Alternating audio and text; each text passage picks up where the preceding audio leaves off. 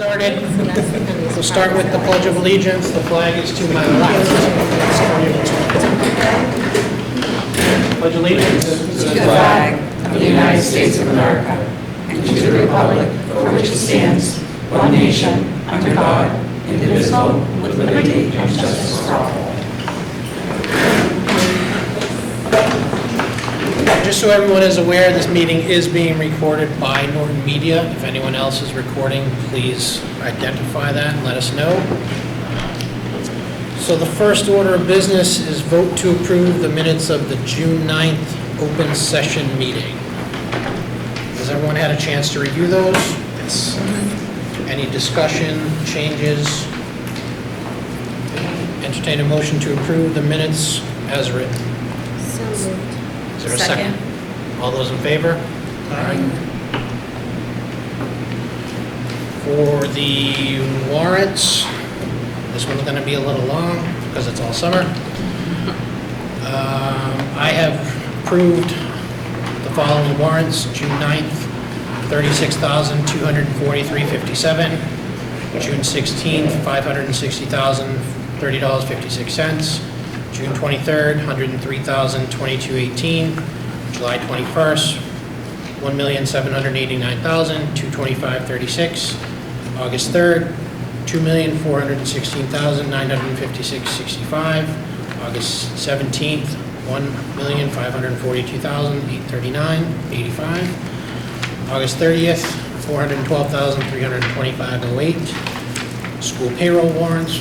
June 16th, $5,388,040.86. June 30th, $146,320.33. July 14th, $181,660.63. July 14th, $22,304.07. July 28th, $228,989.76. August 11th, $216,690.25.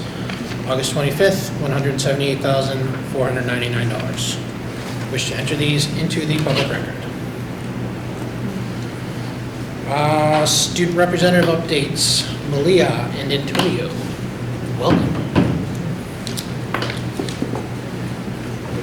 I have an update from the JCS. This is the year of adventure at the JCS. They asked the kids to write down what they hoped for as they are returning in the lobby. Can you guys see this? Is this okay? Yep. Mm-hmm. And they're all pictured in the lobby for the next couple of weeks. So cute.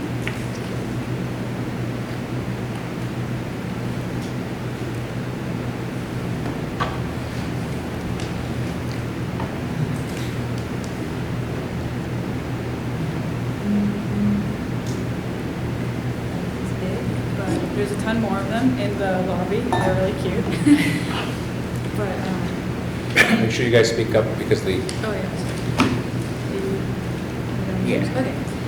So for the yell from Mr. Gagan, he said that for the first day they were able to put out red carpets for the students at all 3 entrances to welcome them to the yell, and I wish that the high school would adopt that because that sounds really fun. They said that these first few days have been amazing, with their 5th graders taking over the mantle of being the role models for the school, and their 4th graders already know where everything is and where they need to be. In the classes, teachers have focused on building relationships with their students and their peers. Getting to know you activities have dominated these first few days as one goes through all the classrooms, seeing the students smiling and having fun. And he said that it's been a phenomenal start to the school year. So, in high school. So at the high school, teachers have done a lot of relationship building and routine setting this week. For culture building, teachers have been doing would you rather type games and conversation starters, Google Forms about learning preferences, personal pie charts about priorities and time management, summer high five pictures and Google presentations, culture building activities in small groups like playing cards, Sudoku, and whole class activities like arranging a timeline as a class. The first big event of the year is the senior cruise coming up at the end of the month. The theme is not yet to be decided, but some options were tropical, semi-formal, and spaced out. And I think we have been adjusting to a lot of new rules at the high school as well. So it's been a pretty big change. But other than that, that's all we have, I think, for the update. But it's been a pretty strong start. Yeah. Great. Any questions? Thank you. Thanks. All right, the next item is opening of school remarks from Principal Higgins. Welcome. Good evening. Good to see you again. Good to see you. So first of all, thank you for inviting me to be here tonight with you about our opening at LG. It's been amazing to say the least. It seemed like just yesterday I was here meeting with you for my appointment from Dr. Baeta. I sat before you a semi-broken man with my crutches and ankle at the time, and everything has just gotten better and better as summer progressed. I've been so welcomed here. I had colleagues kind of reach out to me over the summer and say, you're going to have moments of just, be aware, what did I do, change is hard, did I make the right decision? All those things go through your head at times, and I couldn't be happier, honestly. It was a great decision for me at the time, and I've always welcomed change. This has been a super positive change for me, and I hope for this school as well. It's been a great, 3 days? It feels like forever with the kids. The summertime as a principal can be a little bit lonely. Thank goodness for Mr. Joe and Miss Tracy here at school. We keep it fun and light, but having kids in the building really just brings the energy up. And I've hoped that I can add to that energy and positivity here, and I feel that I have, and so that's been a positive.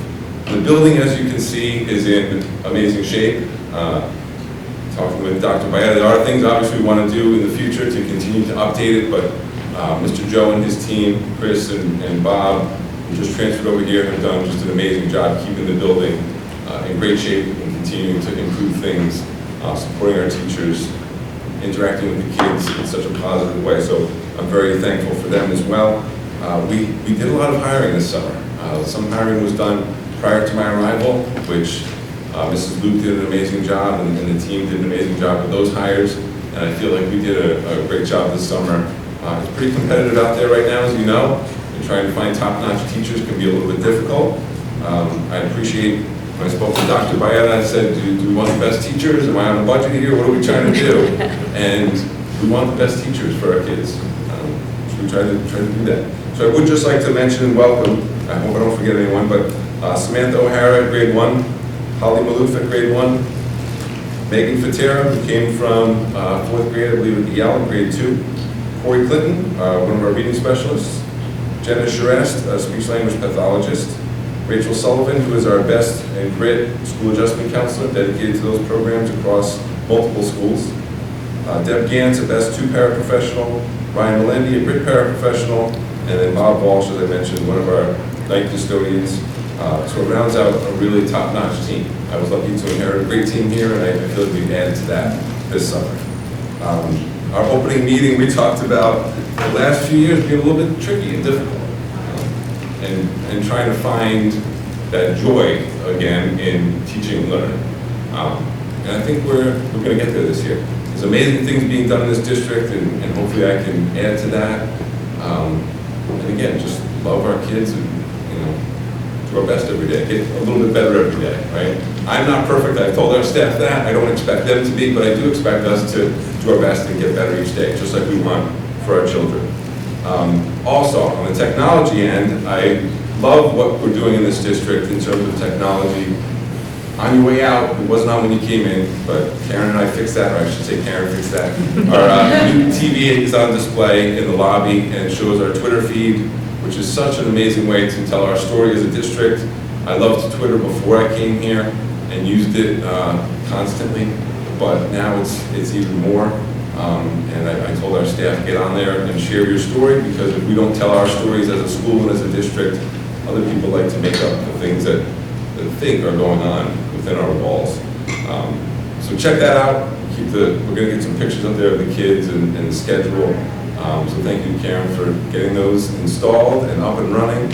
And the programming is amazing. It's top notch as well. And I'm just really happy to be here. And I hope it shows. And I appreciate the support from school committee and obviously from Dr. Baeta and Dr. O'Neill. Not only responsive, but proactive. I mean, they were here on day 1 in a downpour, welcoming kids. We had our bubbles going on outside, and and the kids were happy and smiling, and parents seemed to feel that the same way as well. So I think that's it for me. So thank you so much again for having this here, and for Mr. Joe for the setup. He did a great job as usual. But I appreciate it. It's been an honor and a privilege in just the short couple of months I've been here, but I'll be here for as long as possible. As long as you'll have me, I'll be here. I've heard nothing but great things Oh, thank you. from staff already. So already in the short time you've been here, I personally have gotten feedback that people are very happy. So thank you for that. Yeah, glad to have you.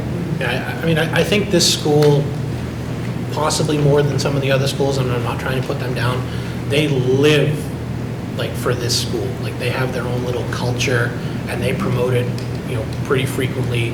And we're happy you're here, and you can form that culture with them. And I know the staff here is very driven with their pride for their schools. So we're happy to have you here. We hope you're here for as long as you want to be. And to Sherry's point, nothing but good things from parents and staff. So we welcome you. We look forward to working with you more, and you have our support when you need it. I appreciate it. Thank you. Thank you very much. Okay. The next item on the agenda is vote to approve elementary handbook changes. Yeah, there's, Dr. Ballard. thank you. Good evening to all, to the committee. There's no significant major changes, as I think you reviewed, to the elementary handbook. Most of it is comments around the handbook can be translated when the school committee changes a policy. We're not going to rewrite the entire handbook. Because of that, we'll put it on our websites. Kindergarten screening got moved into its own section. Changes to personnel by name, for example, Principal Higgins. Areas where there was redundancy was taken out, and then clarity on kindergarten screening. And I think there was one more item that I ticked off. I remember, just going to get to it. The changes to the sexual harassment officers for the district were made, and the extracurricular, co-curricular release of liability, which was the new form that came out from the state, was added to that as well.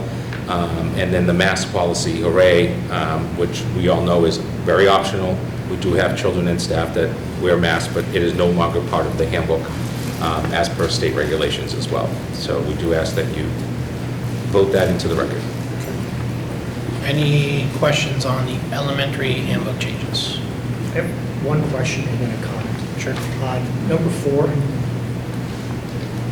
it states this was common practice and is now being made clear. Was it common practice to allow the early dismissal, or it was common practice not to allow it? It was common practice to continue not to allow it, but it wasn't in your handbook. Okay, so we're codifying what was common Correct. practice. I got you. And then just a comment. Generally speaking, on the format of this, for instance, like number 2, where it says where items are highlighted in green, they're new or updated language, items highlighted in red are being removed. Unless, maybe I didn't get something that everybody else got, but I have no idea what that. They were sent refers to. electronically.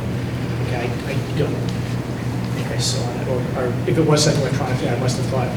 Yeah, it's in a This file. is just the same You thing as received what an I have. email with a file. Yeah, so I think generally. And the reason for that was not to copy 30 more pages. Yeah. But I'm happy to do that. And I'm fine, like, approving this as it is, because this seems fairly routine. But I think generally speaking, when we're getting changes to policy, we should be able to see what those changes are. Okay. Rather than, and if it's coming electronically. It did. It just went give us a highlight of electronically. that, because I didn't notice it, I don't know if anybody else did. Yeah, so, okay, that's all I have on that. Okay. Any other comments or questions? Okay, entertain a motion to approve the elementary handbook changes as written. So moved. Is there a second? Second. All those in favor? Aye. Next item, vote to approve middle school handbook changes. The middle school is a new process where the handbook change is simply adding a Saturday school detention. This is something that's been happening at the high school for decades.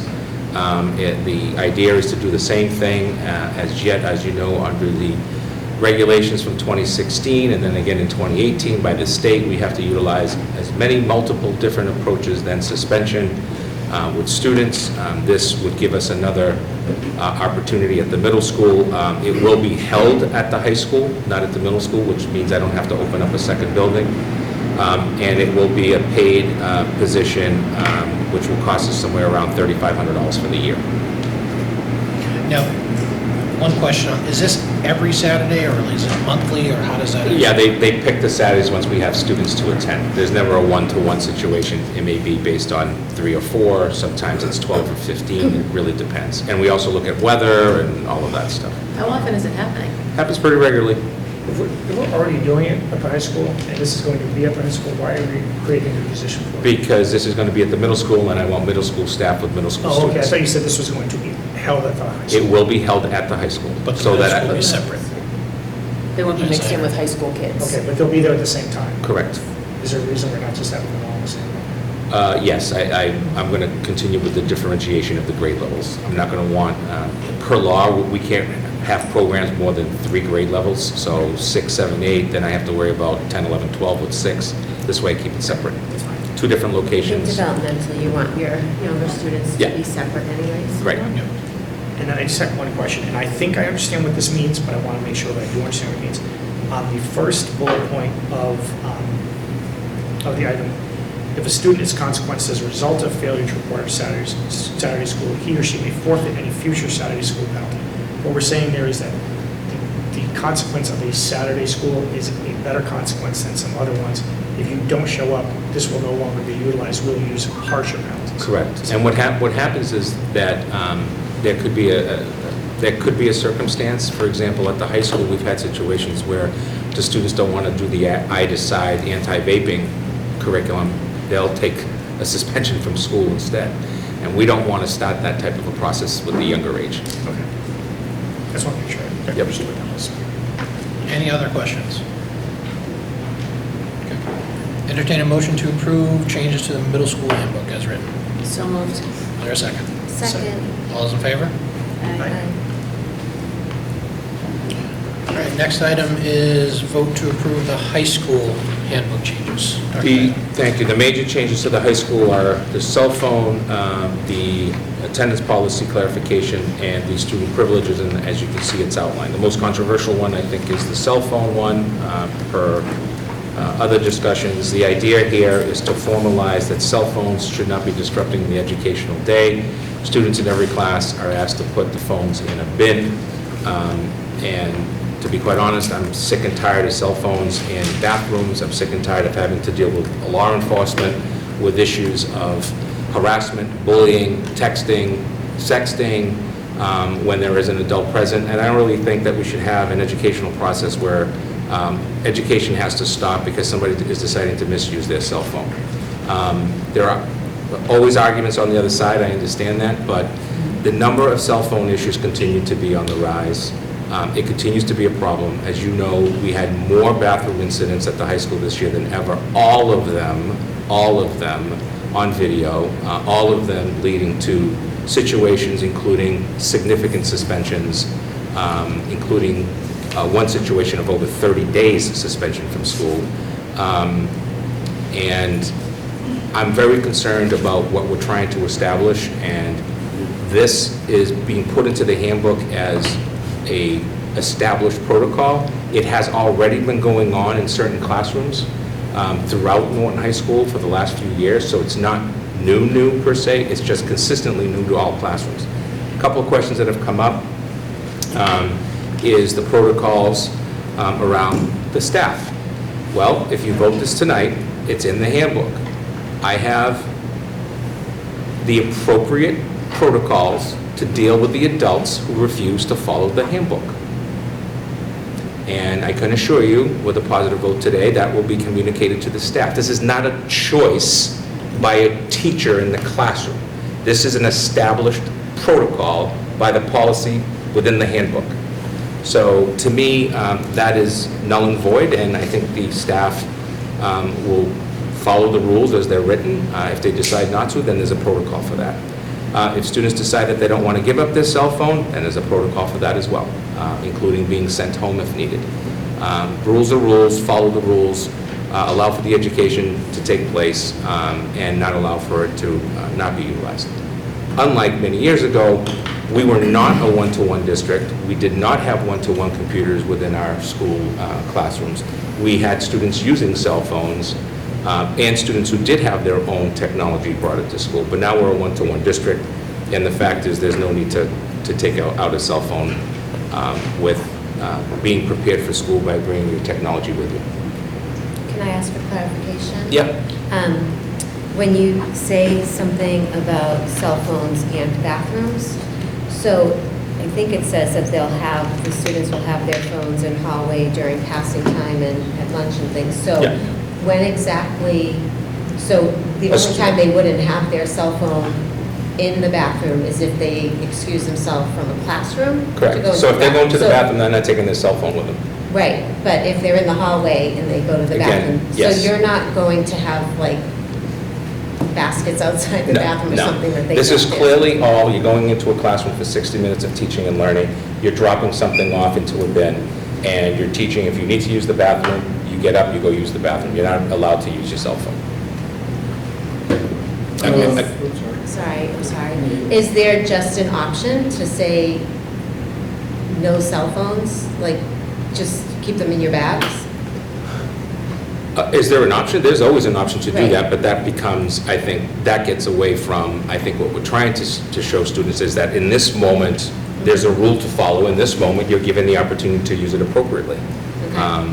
There have been numerous state legislations, Nebraska, Pennsylvania, a number of other states that have tried to pass no use of cell phones in schools, must be in the bag at all times. There's a local school district at the middle school level, I believe, who just did something around cell phones have to be kept in your bag or locker, not in your person, on your person once you come into the building. So there's a lot of this going on because there's a lot of tired people around babysitting situations, I hate to use that phrase, but I don't think that they belong during that time. We have provided technology to every student.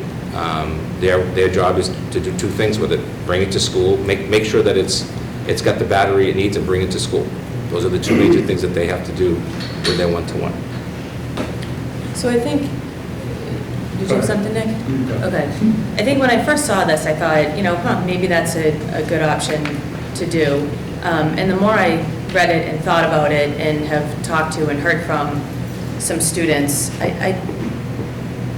I'm definitely feeling a little bit torn about this, right? Because whether we like it or not, cell phones are part of our life, right? I mean, look at us right now. How many people have cell phones up on their desk right now, right? So they're there. It's college, it's work, we all do our jobs, and we've got cell phones right there with us. So the issue with the bathrooms, to me, it really has, I get the kids are filming it, but that's a bigger issue, right? Because we as parents should be teaching our kids, when something is happening, stop pulling out your phone and stop it, or go get help. That's the disconnect that I feel is happening, right? Everyone, even adults, go right to their cell phone to start filming when something's going wrong, instead of stepping in to help somebody who may be getting hurt. So I feel as though this policy, I think we're trying to broad brush instead of dealing with, we're broad brushing, and a lot of kids who do follow the rules and are responsible enough to have their cell phones are being penalized for kids who choose not to behave or choose not to have consequences when they don't behave. I don't know. But isn't that the entirety of a handbook? Everything that's in a handbook is in response to an incident or a situation. Every single one. I mean, if you want to have a one-page, we could have a one-page handbook that says respect. That's all. Well, that's It's true, but we don't carte blanche ban a lot of things. And we may say. Well, you're not banning You it. can't wear, my example, you can't wear a bikini to school, but at the same time, most of our policies are, you're not allowed to do this, and if you do, there are consequences. Right, So, but there's nothing that's being banned. There's nothing that says that you can't have the cell phone in the school. It says that during the time of teaching and learning, it's not appropriate for the purposes of teaching and learning. And even during so it's not appropriate. having the cell phone on and doing this. Right. And I think we should punish that. Right. So we're Not gonna that you- stop? Not that you own a cell phone. So for those of us who have been in the classroom, I can tell you right now that the constant stopping of those situations is problematic. It does take care, listen, it happens every day. And the idea here is there's an established rule. I mean, we have teachers that you can only use a pen, you can't use a pencil. Are we going to stop saying that too? I mean, at the end of the day, it's about establishing a protocol to make sure that during those 60 minutes of teaching and learning, that's what we're doing. I think what I would rather see is kind of taking that baby step and saying, if a teacher says no cell phones in my class, like I know that there are teachers at the high school that have said that, and kids have done that, they've put their cell phones away or whatever. I think that if kids are not following the rules, then we need to be harder with our punishment. You know, and I get it's a pain in the neck to have to keep stopping a class, but I think that through, 2 years of COVID, we've forgotten how to parent, we've forgotten how to be good in society, and I know, Joe, that you feel differently than I do, but I think that we need to get a handle on behavior from the lower grades right on up. I mean, some of these kids are out of control. And it's really not just our job, it's parents' jobs as well, to get these kids under control. So I just feel as though having this happen for all kids may not be the best solution when we're trying to stop certain behaviors, But right? So, you are stopping certain behaviors by saying this is a time of teaching and learning and engaging with each other and not responding to a cell phone. This is the time where a educated person in the room, highly qualified, is using that time for the purposes of getting the lesson completed without having to go through interruptions. And there's always interruptions, but this is that one interruption that can just be completely stopped. As for the idea that it happens in one classroom and another, that's, to me, is pretty inconsistent, because that's when we end up with the kids who believe that they can just take it out, oh, I forgot, and now we have to start that whole process. One of the things that's really important here is that when we look at this, we are trying to change some of the very things that we as adults do, which is during this time, like I go to church now, I leave them in my car, because if I don't, I know I'll grab my phone. That's the way that my brain thinks. I have to leave it in the car. Joe has to leave it in the car in order to be able to not. And all we're trying to do is simply say, you can use your cell phone here and here and here, including the bathroom, because I can't really stop that. However, the lesson is during this time of teaching and learning, this is what should be taking place. So that's what we're asking. So the decision not to carry it to the church is a great decision made by an adult. And we're trying to form children into adults. Joe, you and I disagree on this. We've had conversations about it already. And this might actually be one of the things we more vehemently disagree about in our entire careers together. I have 2 teens, so I'm well aware of the over-dependency on electronic devices, particularly phones in your hand. It's frustrating to me sometimes as well. At the same time, I don't say no cell phones in my house.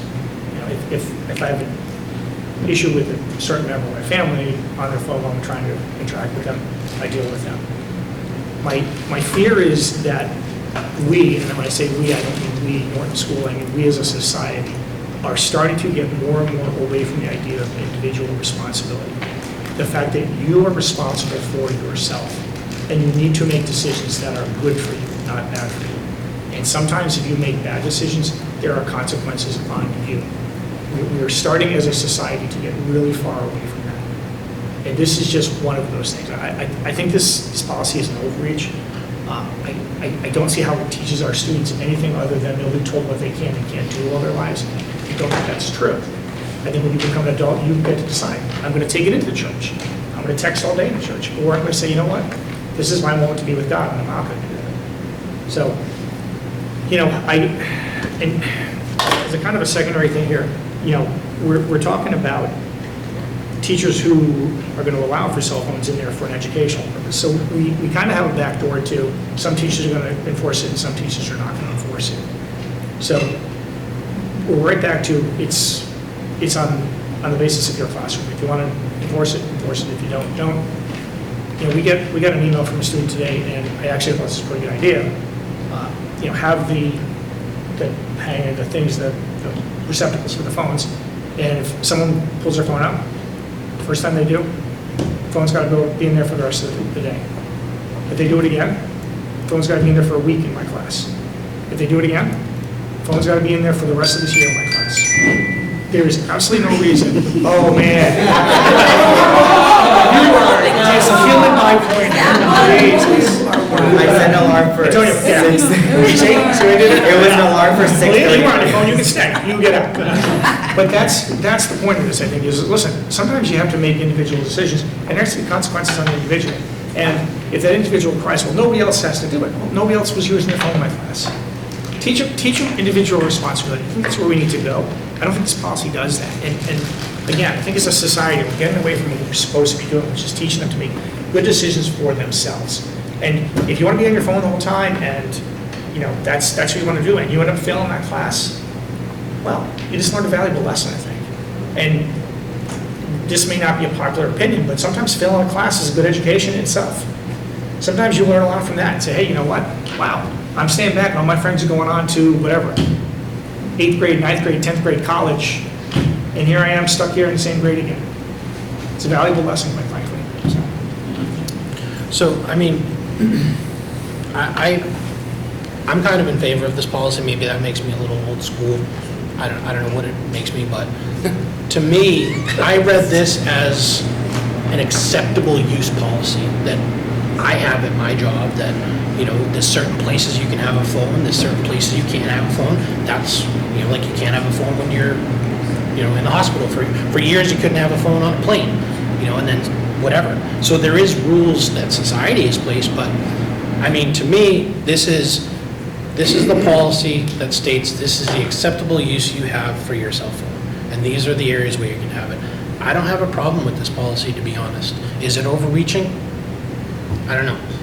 But I have 2 teens as well, and if dad's talking at the dinner table, you're not on your phone. To me, that's kind of what the teacher's doing. Is if I'm a teacher and I'm teaching you a lesson, and I look out and I see 20 students and I see the top of their head, then to me, that's a problem. Because if I'm asking a student to interact with me in my class and say, Johnny, can you give me this answer? And Johnny has not been paying attention, well, then I have a problem as the teacher. And yes, there should be consequences for him for doing that. The other problem with that is if the teacher has to stop their instruction to discipline Johnny for having his phone, then the rest of the students, to your point, that are using or not using their phones appropriately, their education is now stopped because of the one person. So to me, this policy says everybody's on the same page, and then we can learn for the 60 minutes. And then you can, walk within the halls, you can have it at lunch, you can have it in, I believe they can have it in LLB. There's plenty of other opportunities for that 60 minutes. I think the students can put them down and be in the class to learn what they're there to learn for. Yeah, I think the distraction to discipline is a good point. I do think that as you escalate consequences, it will self-correct. With respect to 20 heads down, and listen, any teachers in the crowd are listening at home, please don't email me en masse. But if you have 20 heads down, you have an engagement issue, right? That's not a self issue, it's an engagement issue, quite frankly. So that might be a good signal to the teacher. I'm not commanding your attention here. I need to change my tactic. So, and again, please don't email. I'm just putting that out there as a thought on that. So, we've been doing this long enough, we can agree to disagree. Right. So This is not that personal. So the handbook has gone to the site council, the staff, student body, all that stuff. So the question would be, if you're not supportive as a majority, because it's a majority vote, then what is the option? My question, do we vote these changes separately if they might not be? Yeah, you can vote these, you wanna yeah, you can vote The the attendance policy, and you can vote the student privileges policy separate from the cell phone policy, and vote differently on the cell phone policy. So I think that's how I would want to vote, and maybe the members feel different, that we handle each high school change separately. Yeah, that's fine. All right, Can I so, just do we- ask yeah, another sorry, question? does anyone have a Sorry, discussion? before you change the, you shared that, and it did say that it went to all of those parties. What were the comments from students? What were the comments from site council? Obviously, it's here, so I'm assuming it's positive, but I can't imagine from just sort of the chatter, having a high schooler, the chatter from the students that the students that were spoken to or talked, it might have been a small group representing the student body. I'm just interested in knowing kind of what if that was ever shared by Mr. Doleman or. I didn't ask, Mrs. no, Benner. I did not ask. I can get that answer for you in terms of what students were involved, not by name, but was it student government, was it another group? Go.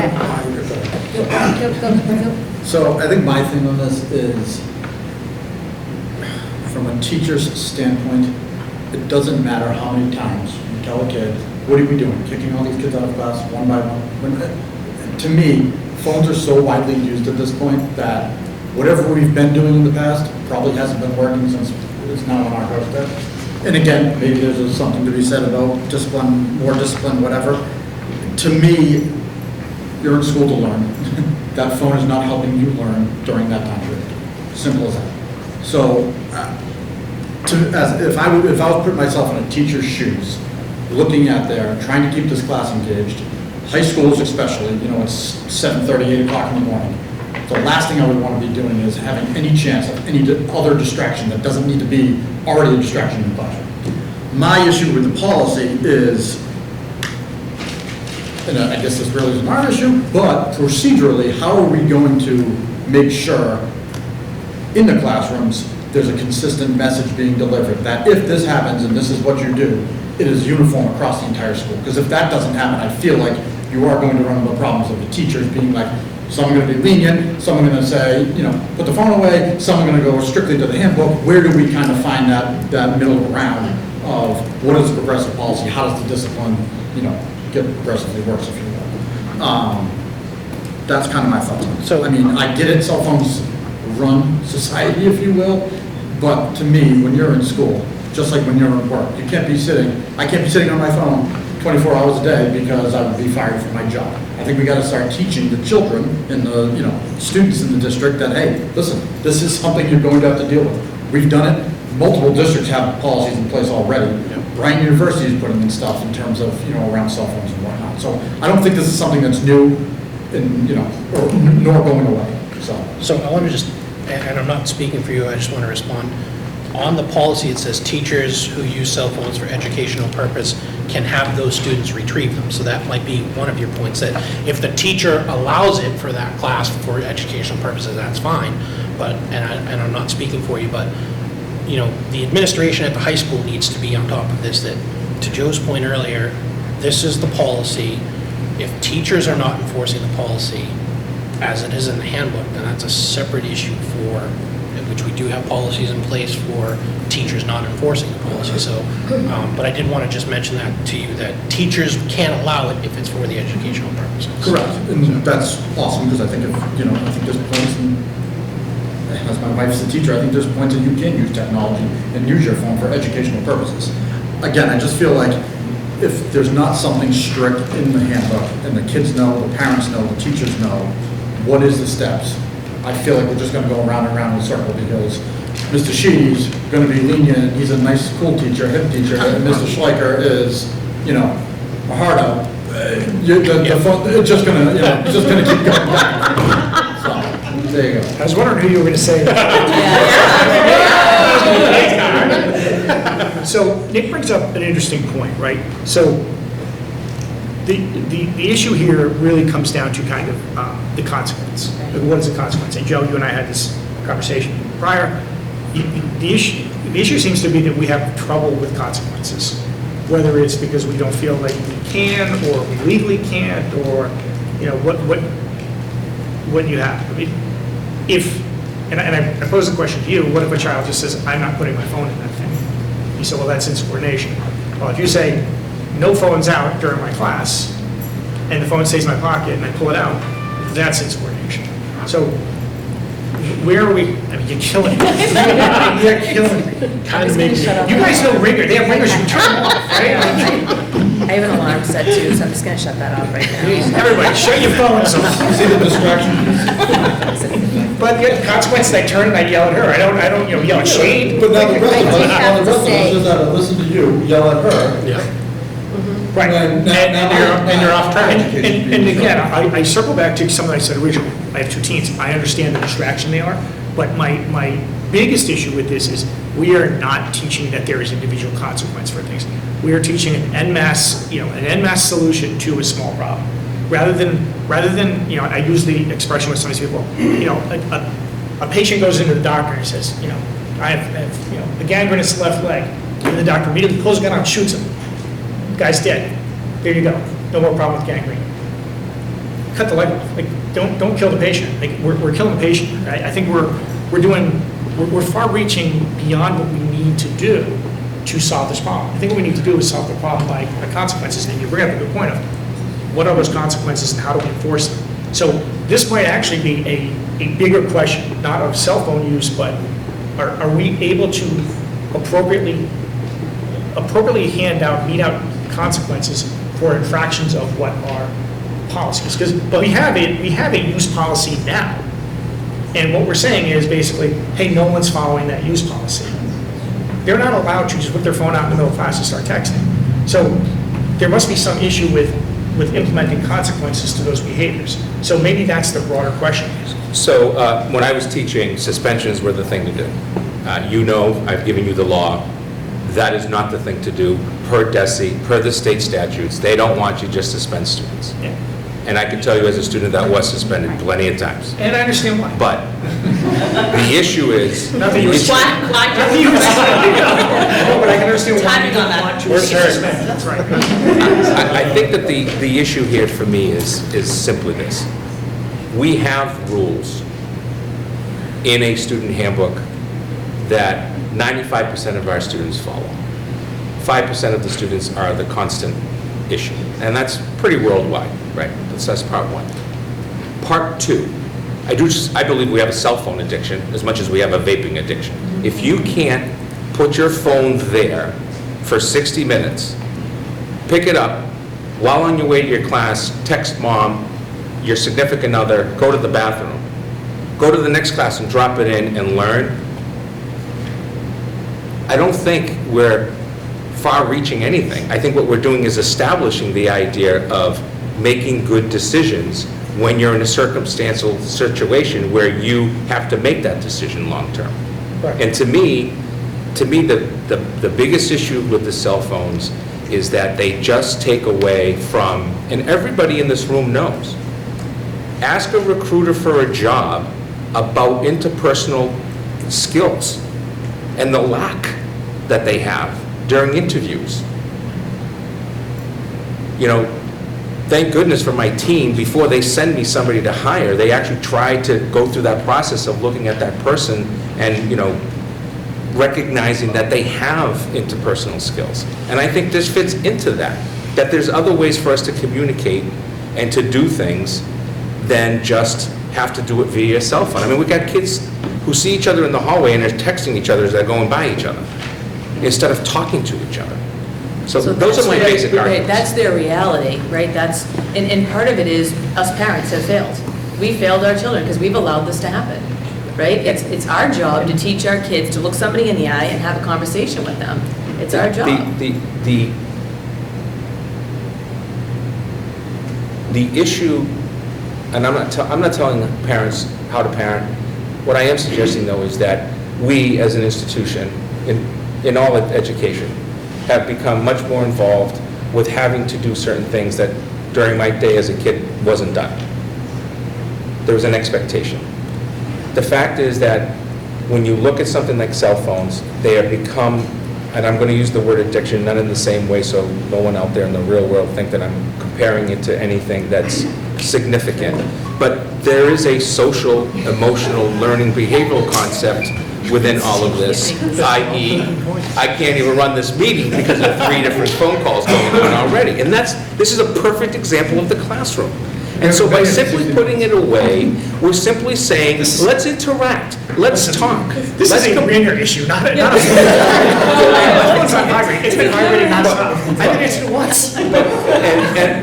And I have my cell phone out because I time everything in the minutes, how long it took for us to talk about an issue and all that. It's just something that I So do. the thing is, by your own math, you're actually kind of supporting my argument, right? So 95% of the kids are good kids. So a class of 20, 95% is 19 kids. 19 kids are face up. There's one kid who's head down.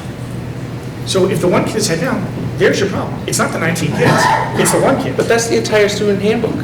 Everything in the student handbook at the high school level, I was a high school principal and teacher. Everything in that handbook is because a certain number of students wouldn't follow a certain rule, and because of safety and protocol, now everybody knows. So your kid and my kid and her kid and that kid will probably never have to be spoken to about that rule, but all these other kids do So have if to the be spoken to handbook about that rule. says, if you get into a fight, you get suspended, your action has a consequence. It doesn't say, because there might be fights, everybody's suspended. We're trying to preemptively stop people from making, it's like that movie, that was that movie where like they try and stop crime before it happens. Like, you have to We're allow not- the we're not students to trying- make a it's bad not- choice and enforce the consequences. It's not a crime. I guess the question that I'm wondering, sitting here, is how small of an issue is it at the high school for the high school administration, the high school site council, to spend time trying to come up with a solution? If it is only a few students, if it is only the 2% or the 5%, it doesn't seem to me like they would make it one of their priority issues for this coming year. I don't know, Jen, I think like anything, I think you had, people who wanted it and people who didn't, and some people who didn't care. And, we certainly got an email from a lot of students that they didn't like it. And I can tell you right now that some of these students were certainly, I don't want to say encouraged, but there were teachers who probably don't agree with it as well. I've heard from some. Yeah. And I would So- be, I'd be interested to know, did we hear from teachers on this? Yeah. Well, we have representation in the site council, and the notation does say educators, so. I just students wonder if and there's a faculty. middle ground, if there's, I understand what you're saying, Joe, I completely understand, and I agree that our cell phones have become too much part of our lives, but like Nick was saying, just the consequences of it, like I don't know that this is the right fit for our students. I think. don't know. So I'm probably like the one who's in the middle. I don't really know how I feel about this because I think I can see it from both perspectives. As an educator who sits with sort of adult learners, when I'm teaching a 3.5-hour course and I know my students don't have their phones out because they're taking notes. But even when I go by to kind of look over their shoulders, I can't really see what they're doing, but it is distracting. It only takes one student to change your train of thought, to kind of shift your attention away. So I do understand from that perspective.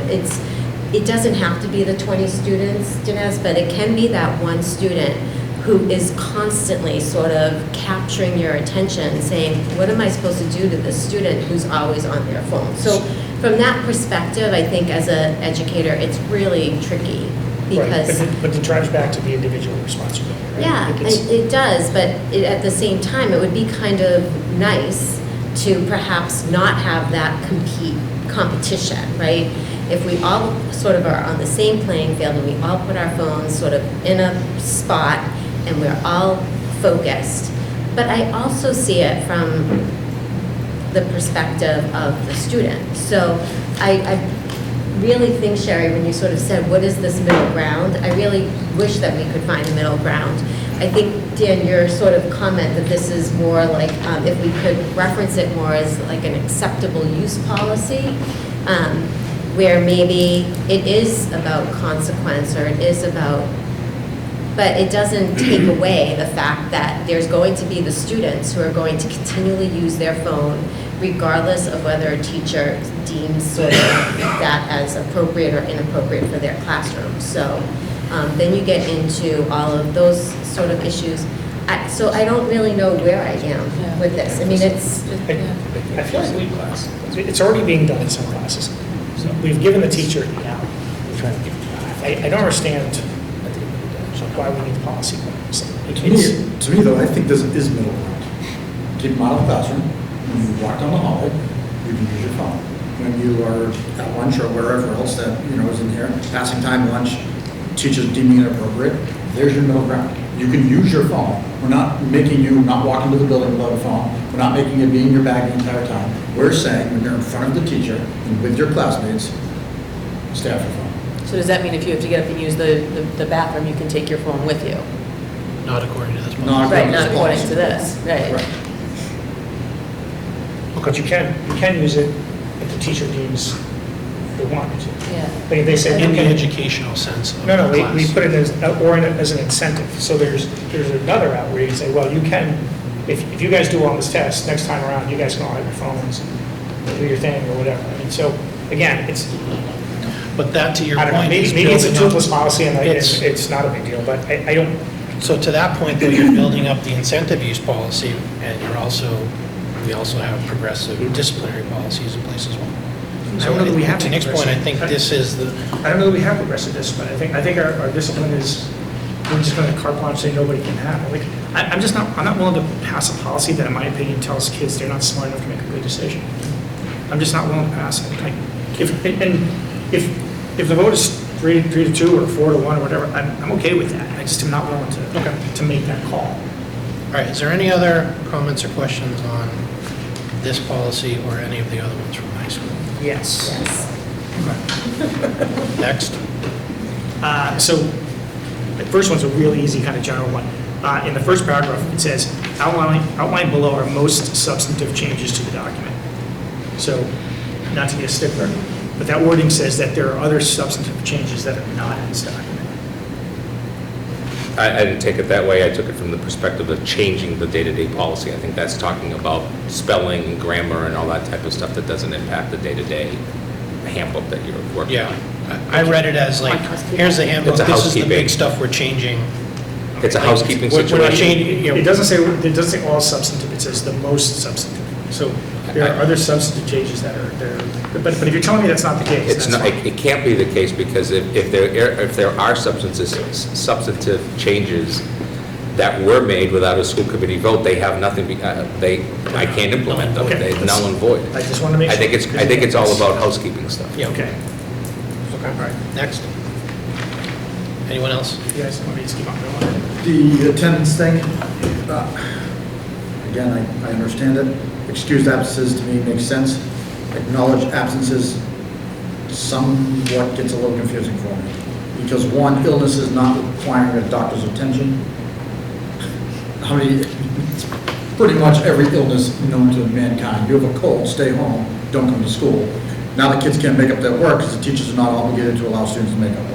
That's it. I mean, we talk about mental health all the time, and I remember myself being like, hey, Mom, I'm not going to school today, I need a mental health day. And she'd be like, okay, you're good to go, whatever. Now, I'm not going to see a doctor for it, but, I'm out of school, and now the teacher gets to decide whether I'm making up work or not. To me, Well, that's a little tough. The call's going to the school nurse, and have been for years at the high school, where the school nurse recognizes a parent, calls in and says, woke up with a fever this morning. We've, quote, acknowledged that. We haven't just given it an outright excused absence. State regulations are very clear until compulsory age of 16 around not coming to school. They are medical notes, they're court orders, they're being arrested, that type of stuff. Then we can, at the local level, institute certain, what would be called minor changes, i.e. an excuse to go college visit, that type of stuff. A parent always has the right to take their child out for vacation, or their student is going to a camp, or that type of stuff. And those are considered, quote, unexcused absences. Our nurse at the high school for years has utilized the idea that she takes those calls, she's the one who's following up with the parents, and she's the one that's making the decision at the high school level only that, in fact, this is a, quote, acknowledged absence, that there's the opportunity to make up work and all of that stuff, because you're not going to go to the doctors because you have the 24-hour flu. So, then what you're saying is if someone calls the nurse approves it, that would be supporting documentation. Right. Okay. And that has been somewhat of the practice for a number of years, because at the high school level, where you have the poorest attendance in every school system, is the issue. And we want to, quote, track those things to see if we have more than just a mental health day being taken. We have every Friday's a mental health day, every Wednesday's a mental health, that type of stuff. And then the last part is that it's truly under statute. If in the DESE regulations, it's all about medical documentation. Well, everybody knows, we just went through it with COVID, right? You can't just get medical documentation to be alpha-fighted. You might have just taken a test and shown a copy of the test. Who knows if it's even yours? But at the end of the day, we're trying to acknowledge, if you will, that the idea of parents who still have to call in students until they're 18 and give them the excuse that the school nurse is saying, okay, I got it, I'm documenting it, and we're tracking it. So, it says that teachers are not obligated to allow students to make up work or to provide makeup work, even for like medical care, for doctor's appointments? No. Well, that's what it sort of says here, routine medical care, so I would assume that's like physicals Right, and so- dental appointments and, So the idea here is, when you take a look at the long-term idea of acknowledged absences, as these are the students that actually lead, this is the strike before the truancy. This is the idea of, we have, again, it's either medically documented or legally documented only. The system I just came from, that is it. Mommy and daddy can call in 300 times if they want, it's still unexcused. And at the high school level as principal, what we would do is, you don't get credit, you're back in 9th grade again. What we're trying to do here is to circumvent that really harsh and say, we're going to accept a parent phone call coming in saying that Junior's got the 24-hour bug, instead of saying, well, I need a medical documentation in order to give you an excused absence. So you're saying Junior has a 24-hour bug is not an acknowledged, it's an excused absence? No, I'm saying, in the past, if you called in your child and said they have the 24-hour bug, that is not enough under regulations. That's not enough. Because you may not go to the doctor and get a medical note for that if it's just a 24-hour thing. So what are we requiring? So our practice at the high school for a number of years has been that our school nurse, who is a medical expert, if you will, as a school nurse, has the background, receives the phone call and notes it as, my child is sick, they have the flu. Whatever the reason is, so that we don't just create unexcused absences that lead to not earning credit. Remember that we have two different stories here. We have K-8 absences, no transcript. High school, for X number of classes that you don't pass. If you're not in the seat time, you can get an A+++++++. If you didn't do your seat time, you may have to redo that entire course. You get no credit for it on your transcript.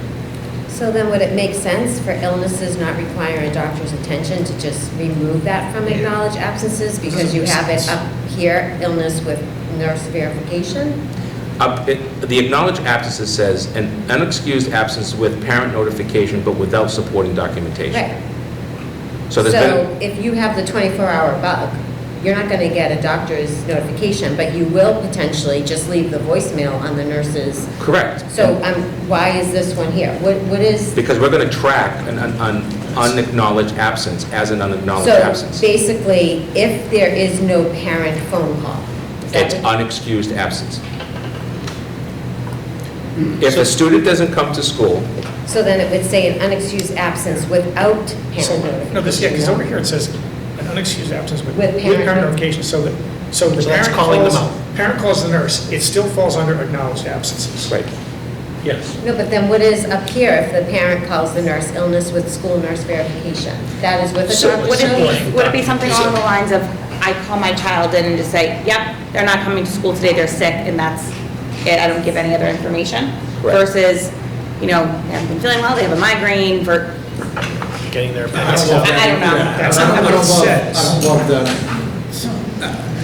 Call it what it Yeah, is, I'm not call me sure whatever, that- but like, it's not the school's worry about what that child has. Right. In terms of, oh, they have a migraine, they have this. If the parent's willing to share that, then that can happen. We can't make that an excused and not excused absence based on what the parent is. I think the nurse can't verify unless they have more. I don't know. I'm just trying to think about what the differences are. This is Yeah, my there's issue. something Then we- confusing about this. Yes, and then what are you gonna have? You're gonna have parents call, I mean, we know there's parents in this district who will call and say, Johnny has a fever, Johnny has this, Susie has that. Right. With no, and the kid might be completely fine running around the soccer Yeah, field. you haven't verified anything. So, it's just, yeah, so we're kind of, granted, yes, we're taking the parent's word for it, but to me, how this reads to me is the illness not requiring a doctor's attention. Unless we're saying that a nurse is a doctor, I don't see how this all goes. We're giving the nurse the understanding of tracking it as a piece of information of somebody calling in as a parent and saying, honestly, my child is sick, period. But how often that happens can become something that the school system has to do something about under the age of 16. Correct. So the 15, 20, 25, we have about, on average, about 10% of the students who average 25 or more absences with no medical documentation or with medical documentation. Those students can also, with medical documentation, go through the, under doctor's care. Doesn't have to say what they have.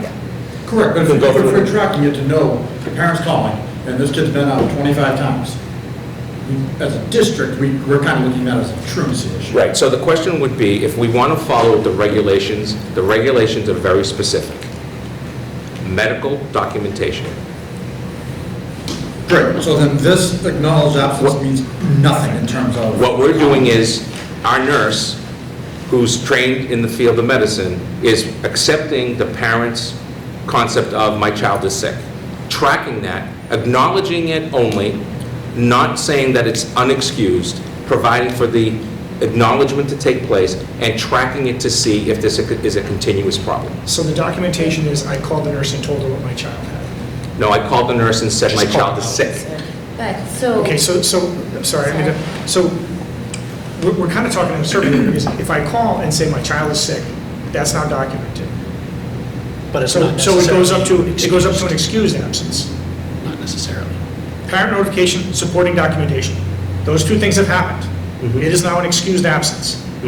But the policy is saying there is no, like, if it, and the way No, I'm. that's not what this policy is saying. That On policy the is saying. secondary, where it says the X is supporting documentation. Right. If you just So call there the is no kid out. supporting documentation. Yeah. But you just told me that Therefore, calling that nurse and medical telling them that my child absence. is sick is supporting documentation. And this is not, I don't think we're trying to like subvert what you're trying to do. I think what we're all saying is it's not written correctly. It's poorly written.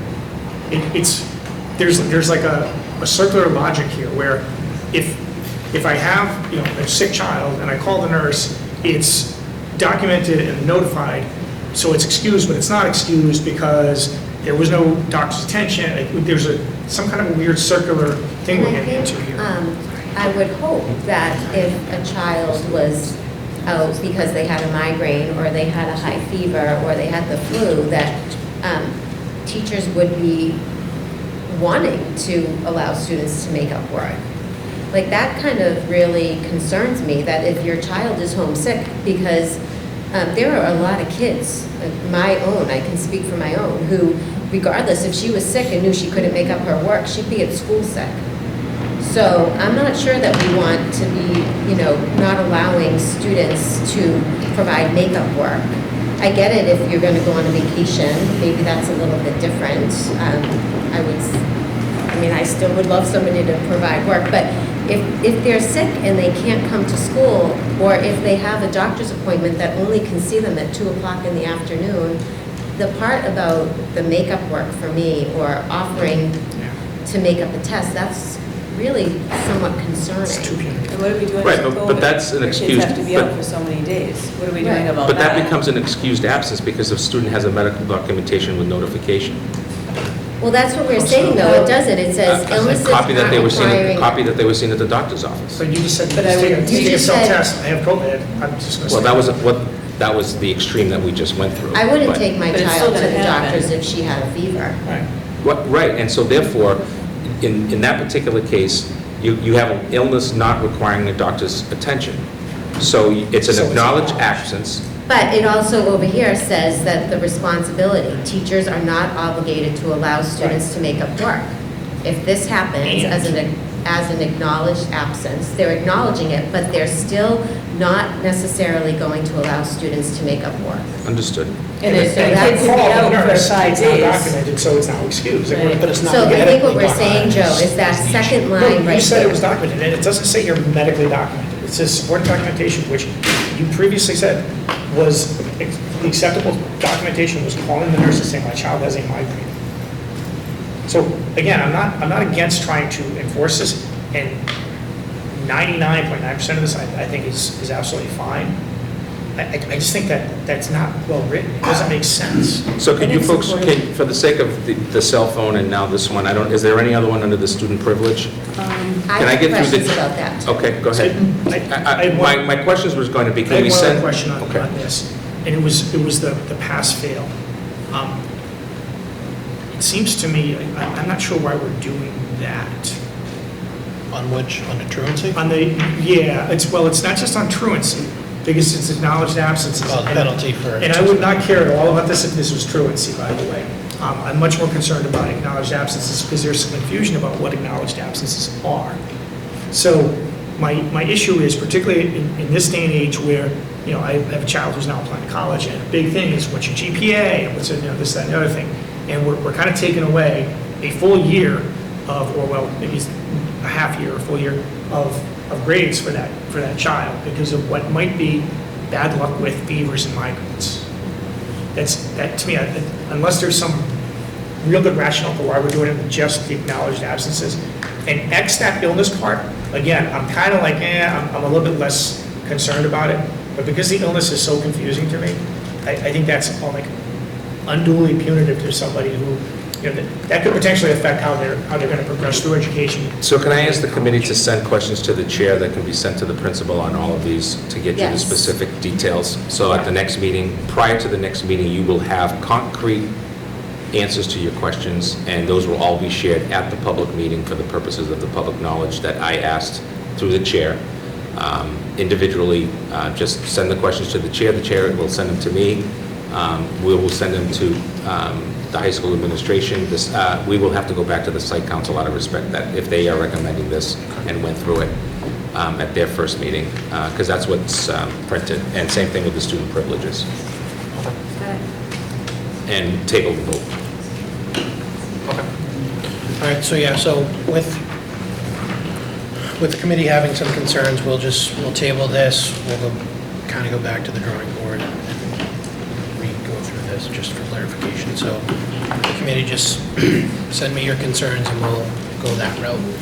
We're tabling the whole document. The whole document, please. Yeah. Okay. All right, next article is review and vote on town meeting articles. These were forwarded to the town, as you know, for the memo that you received earlier in the summer. There's two items. The first one is the supplemental budget for the town meeting at $707,142. $156,274 of that money is for special education out-of-district mandated transportation rate increases of 12%. $416,301 is the regular transportation needed to balance the budget, and $134,567 is for special education tuition increases of 17%. Not included on this right now is a couple of situations that are in the six figures of student placements out of district. Those will be at best cost shares for us this year and full cost next year. We're talking $250,000 plus. 250 to 300 or 250 to 600? We're looking at $250,000 to $500,000 for a few students out of district based Per on. student? Yep. Based on a number of really complicated situations of educational needs. These are students that families are now residents of the town. There is some cost share stuff that's going on with that. And these are known to us after July 1st. If we have not reached out to the finance committee and maybe the board of selectmen, we should probably let them know that. Well, this has been forwarded to the town, and I plan to speak on it when we This go has been forward. forwarded. Yes. But we should probably discuss those. Yes, so that we're going to get the cost share finalization. This number could actually grow or may be maintained and then taken care of later. An It additional depends. 500 would be perfect. So Yes. just clarifying that additional 500 is, did you say per student or collectively. Yeah, and there's a couple of other outstanding cases as well that we're still looking at. These are, in most cases, we're talking about children with significant medical, one-to-one nurse with the one-to-one para, educationally, 24/7, in and out of district placement. That's pretty significant. Transportation costs because of specialized transportation. And we're seeing more and more of that. I think a few years ago, if you remember, we had a significant six-figure that happened in August and September. In some cases, we're lucky enough, because of when they come in, it's a cost share, if you will. It's a split of some sort, depending also if they're involved with, they may be involved with DCF or any of those, and that becomes even more complicated. So we're working through all of those, and then we'll come back to the committee when we have, without too many specifics, but enough specifics to have you in So, the Finance Committee look at it. Do we know, thinking 2 years down the road when we absorb this full cost, do we know the time, like how many years that's going to be? Like, is it going to be Well, if a for- student was with us in third grade, it could be potentially until they're 22 years of age. If the student was with us in sixth grade, it could potentially be with us until they're 22. It could be until they move out of town. It could be an unfortunate situation. What we try to do through Christine's office is, and we did prior, is we tried to take a look at what does that really mean long-term if it does happen. It's a situation where we need to support and must support and want to support. It's always crazy because of when it happens, which is usually not under the control of anybody. Right. Okay. And just as a side note to that, we've had this conversation before.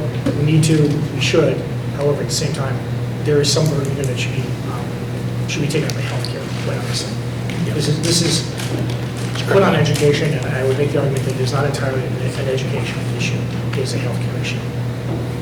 Yep. Can I just ask a point of clarification, the 416,000, can you just kind of describe exactly what that is? So that's the regular transportation budget that we cut back in order to not lay off and so on and so forth. We've been doing it for about 3-4 years now. And the idea is to now put the money back in there, and then it becomes a balanced budget from the original request. The request that was cut by 902,000, none of this money that's before you right now is part of that request except for the larger transportation cost. If you remember that our budget went to 2% from the 4 point whatever it was, and we had positions in there and all of that. We haven't added any of those, and that's not in this either. So there's no added positions. However, I do anticipate throughout the year the potential for additional staff, especially in these types of situations. Okay. Any other questions? Entertain a motion to approve the town meeting articles. So, second? Second. All those in favor? Aye. And then the second item you have on there is the capital. And this is a process, and I think, Sherry, you're still on that? Yes, in I that, am. So I'll verify that with Mike. But basically what we're down to here is the item under fall 23. You'll see the asbestos remediation plan. I'd like to publicly acknowledge the select board for allowing us to use the ARPA funds, approximately $130,000. I think it's going to come in a little less than that for the 3 elementary schools as we were going through the train project. So we are in a really good place. So I think that's going to be coming off pretty much completely, except for floor asbestos. As we move into, for example, the LGN gym here, when that's going to eventually be done, that will have an asbestos remediation cost because of the glue that was utilized, very much like the windows. So what we're seeking right now is 2 items. The used athletic bus at $40,000. Right now, the bus that we were going to get is 10 months out. We currently, through Christine's work, our business manager, we have today received a used, coming off of a lease from a school system, 25,000 14-passenger that would be used for this. We're trying to get a cost. It's also red, which will not go over well because we have so much purple or yellow or white, so we have to figure that out. So that would be potentially this cost. And then lastly, we were looking to do some partial pavements of the JCS parking lot. I don't know as you many of know, we did patch all of those areas there for the winter time. Yeah. As much as possible, but if in fact at the end of the season there's some leftover, the DPW has been kind enough to say that they've been willing to maybe cut, instead of just patching holes, cut a big, huge, 25-yard square, and at least now you've got solid and not all these holes. So that's the second request, and I'll get more information on that for you as well. But that would be through the DPW, so it's just basically charging for either the material or any overtime. It's a really good win, and Keith at the Highway Department does a great job in supporting us with that. So that's the request for $75,000 only. Okay. Any questions on that? Okay. Entertain a motion to approve the capital spending plan. Ms. Ray? Second? All those in favor? Aye. Thank you. Let's see, next item is the first reading of the updated public participation at school committee meetings. Mr. Chairman, you and the committee asked, along with the second policy, that I seek advice from council at the last meeting in June, I believe it was.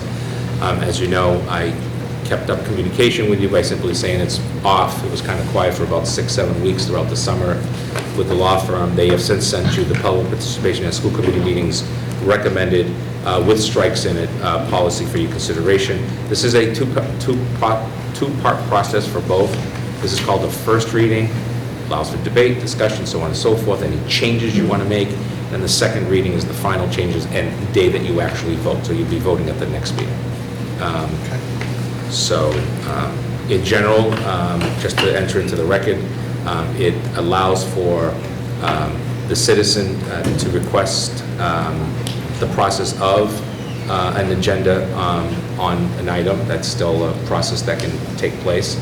The public comment period is literally established as a 15-minute period at the beginning or whenever the chair chooses to have public comment on the agenda. It'll be written on the agenda. Folks can come in, sign up before the meeting, and then it establishes that period and the ability to do the public's comment on items that are related to the school department. It goes on to further acknowledge the role of the chair as the pro temp person who controls that meeting. The remarks against any personnel cannot be made except for the superintendent. Thank you very much. And it can be based on educational goals, policies, or the budget. So any other personnel to my right, or teachers in the classroom or custodians, cannot be granted within a public comment time. The work that was done by council on this is to try to provide the balance of the public being allowed to speak on an item related to education at a meeting. Typically, there is no response from the committee. It's taken under advisement, can be considered later on, may not be acted on. It's up to the committee, but it doesn't become a debate at that time. It's an opportunity to hear, listen, take your own notes, and then determine what or if anything is going to happen.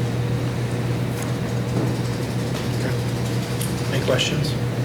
First reading, right? Go ahead. I'll say it's a first reading, right, so. Okay.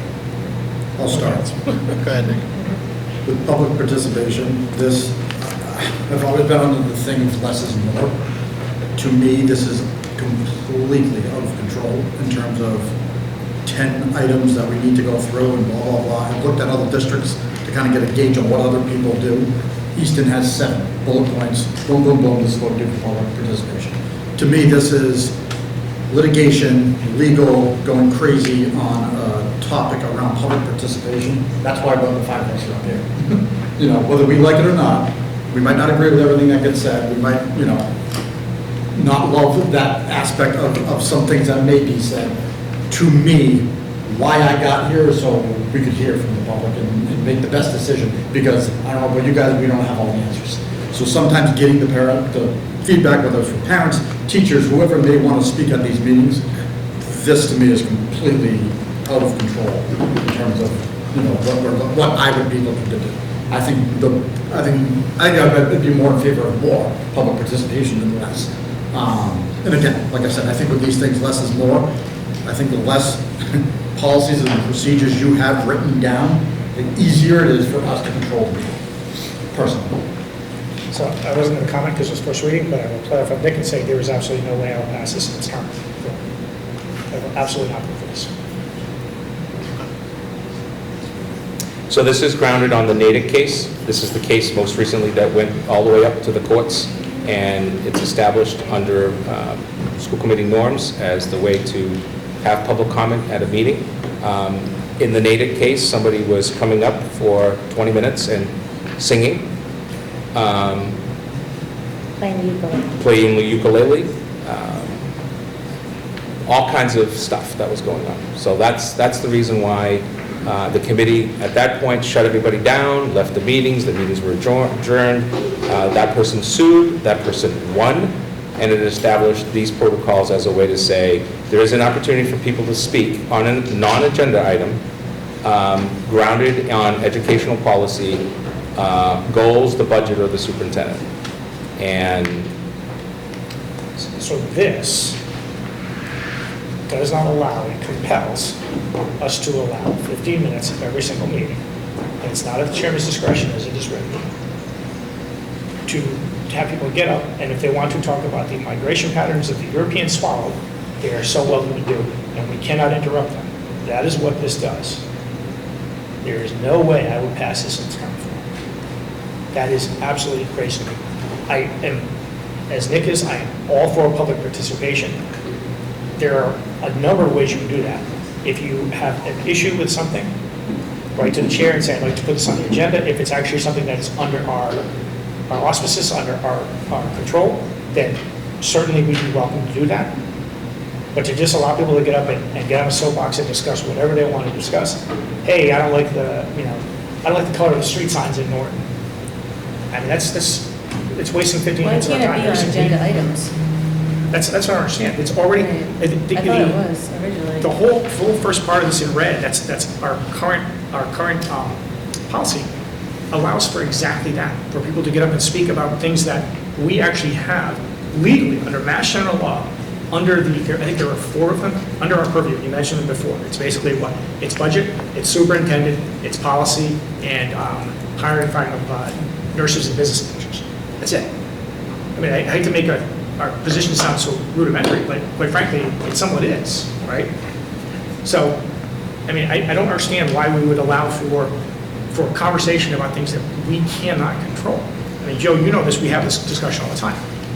The education of our children, like it or not, is not up to me. It's up to you. And it's up to this committee to decide if we approve of the job you're doing. We can't tell you, we want you to teach this in our classes, or we don't want you to teach that in our classes. That's not legally under our mandate. We can't do that. So I don't understand why we would allow for that conversation. It's a great conversation for you to have with those individuals. Sorry, I'm going to throw you under the bus. But I don't understand why we're making that part of our regular meeting. And again, we are compelling ourselves to do it. It doesn't say we may.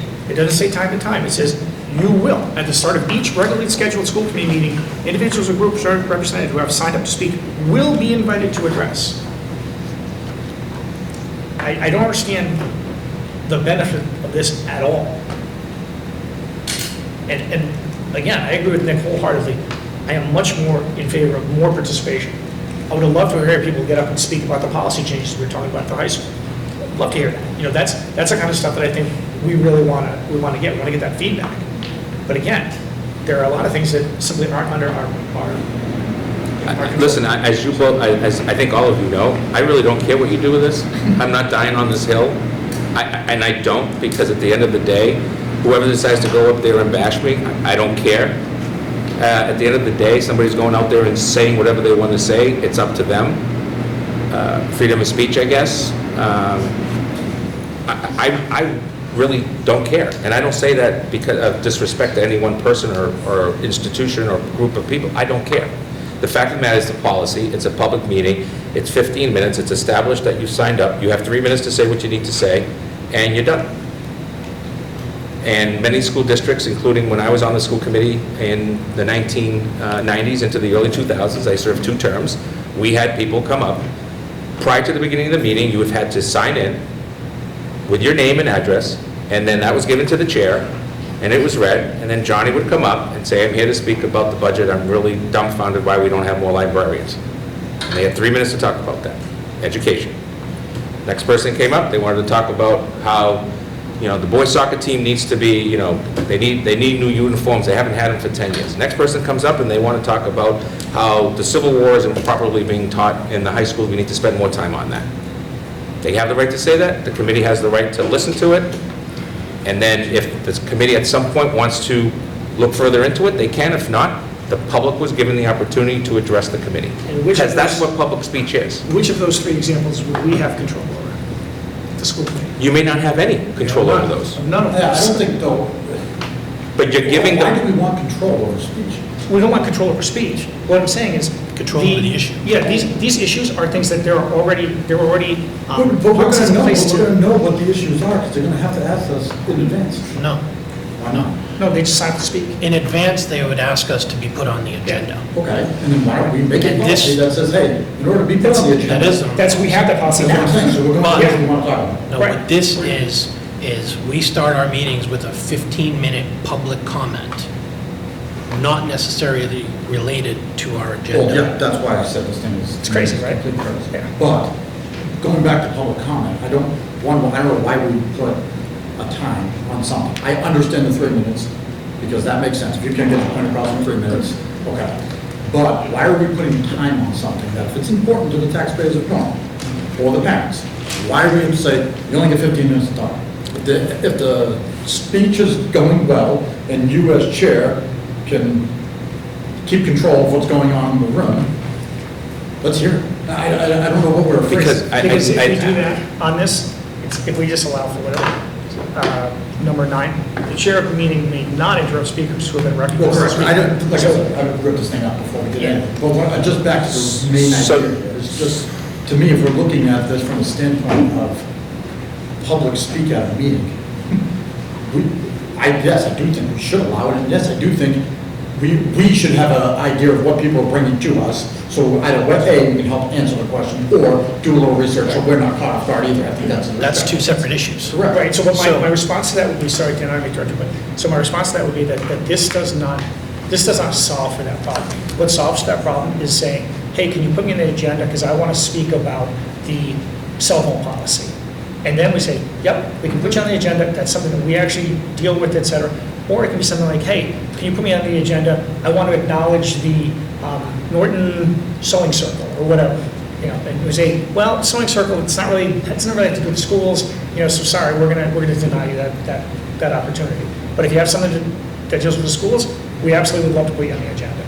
So I think the policy that's in place now that we have, which there is an error in that policy, by the way, but not this one, but that policy allows for that, and it actually is a better policy than putting this in place, because again, you have to have some constraint on how long you're gonna have an open mic night, right? So if you say, hey, put it on the agenda, and we can actually discuss it in a educated format, we can have the relevant people here. If you want to talk about sports, for instance, we'd have the AD here, or the coach, or whomever, this is just a free-for-all.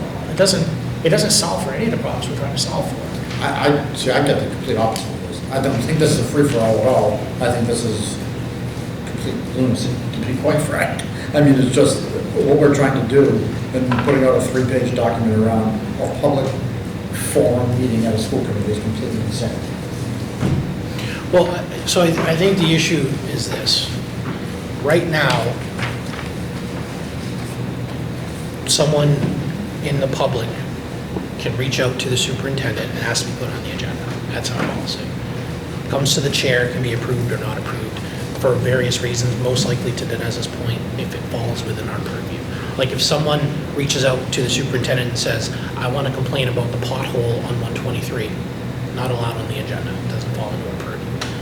What this policy is saying is someone can come to the meeting, sign up for public comment during this 15-minute period, and we don't know what they're going to talk about.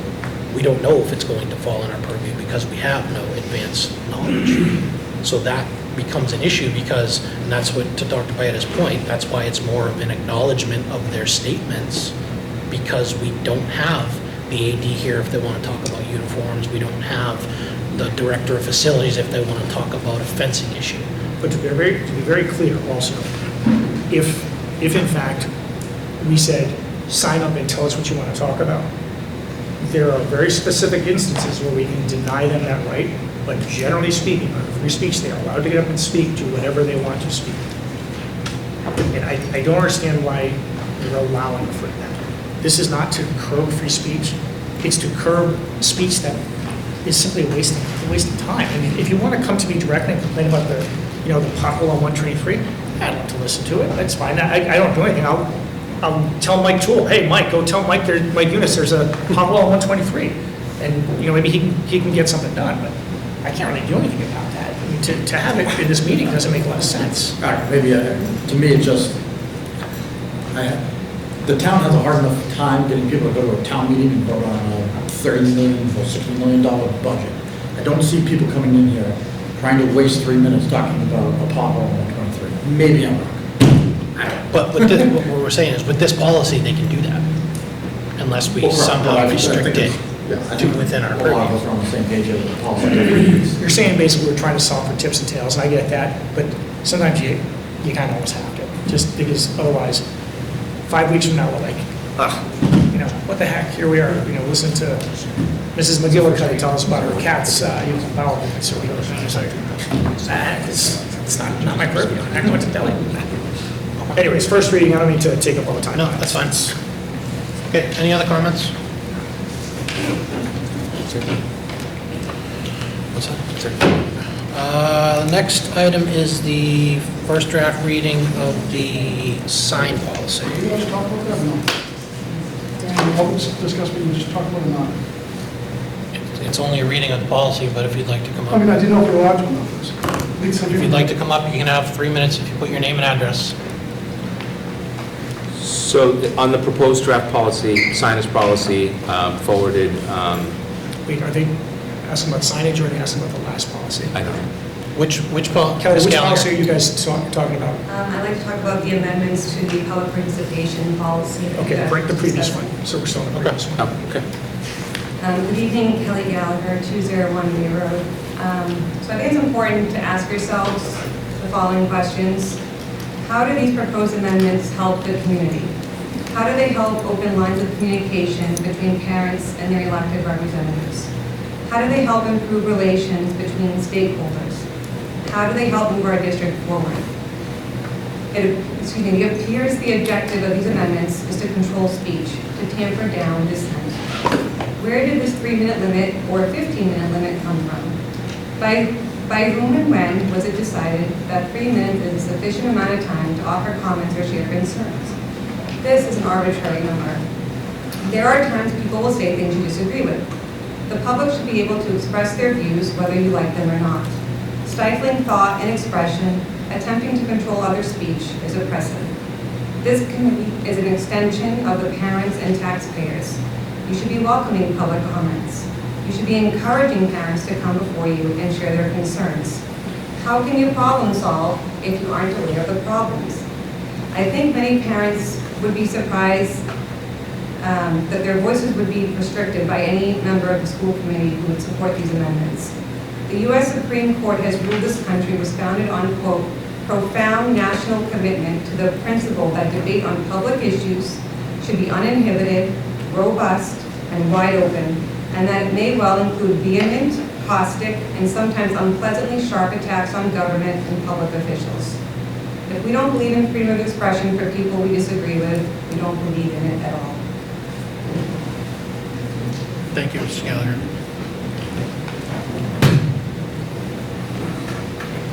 Mr. Gallagher. I'm Chuck Gallagher, 201 Bay Road. I just want to say that this is my personal opinion, that this is almost like a way to get back at the people the way we spoke the last meeting, because a lot of this is concerning what we experienced at the last meeting. If something is seriously heart-filled with somebody in the public about something that's going on, 3 minutes is nearly enough time to talk about it. So shut the door on us. Well, for a person not be able to give us some of their time, maybe it's a better speaker than them, is wrong. It's just it's an attack against the people and shut the door on the public. And we're the public. It's our kids that are in the school. That's why we're here, because our kids are the ones in the school. And you're obligated to listen to us. You don't have to actually do what we want you to do, but we're the public. It's our kids. And your job is to listen to us and act on what the public wants.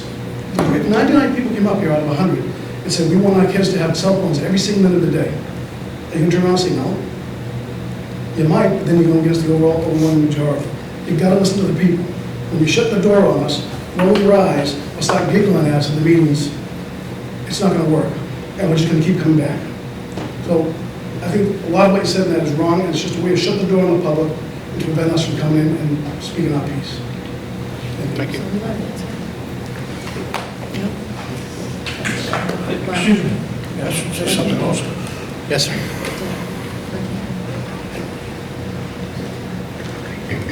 I'm Clyde Wade.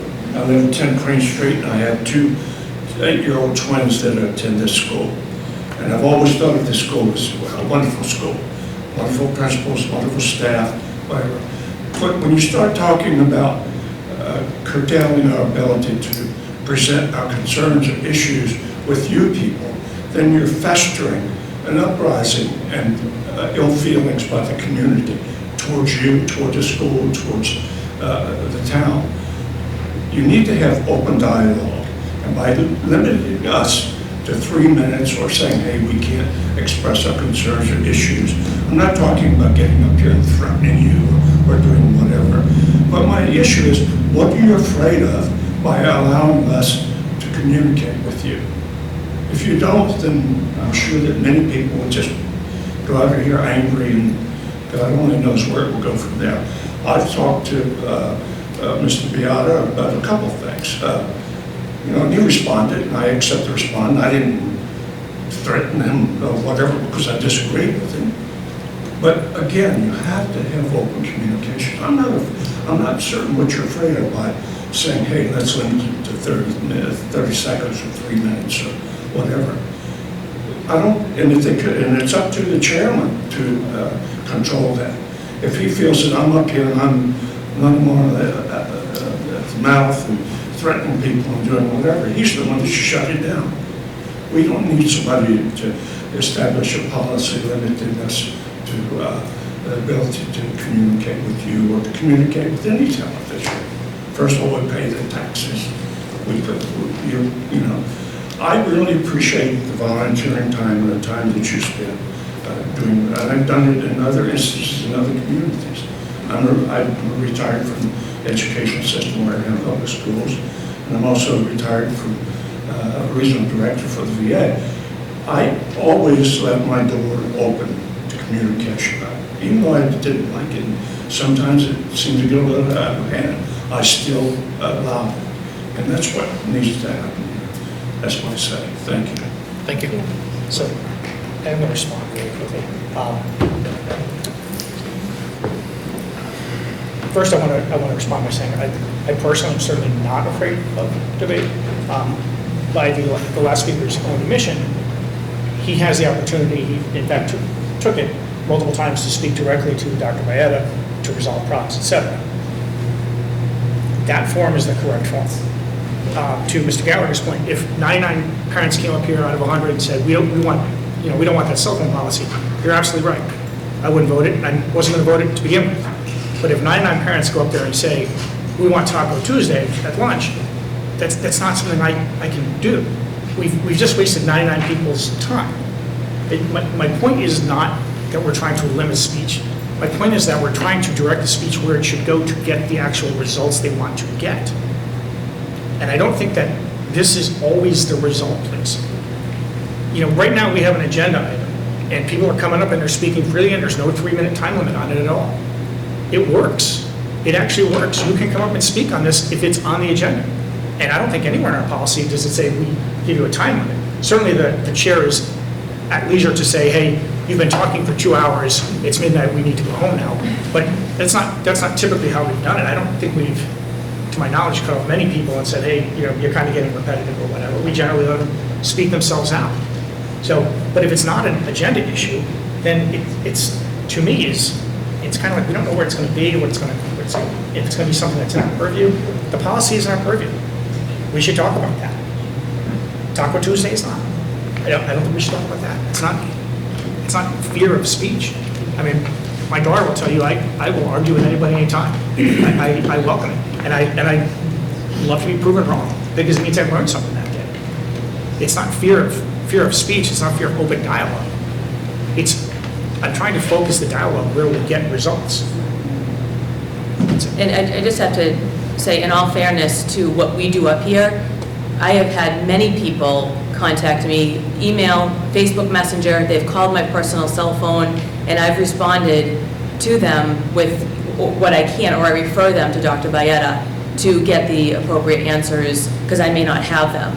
So we do get reached out to a number of times, and we try to address every question the way that we can. So people do reach out to us, and we do respond. They may just not do it publicly here, but we get a number of emails on a regular basis that we try to send them to the appropriate person to get the answer that they need. Okay.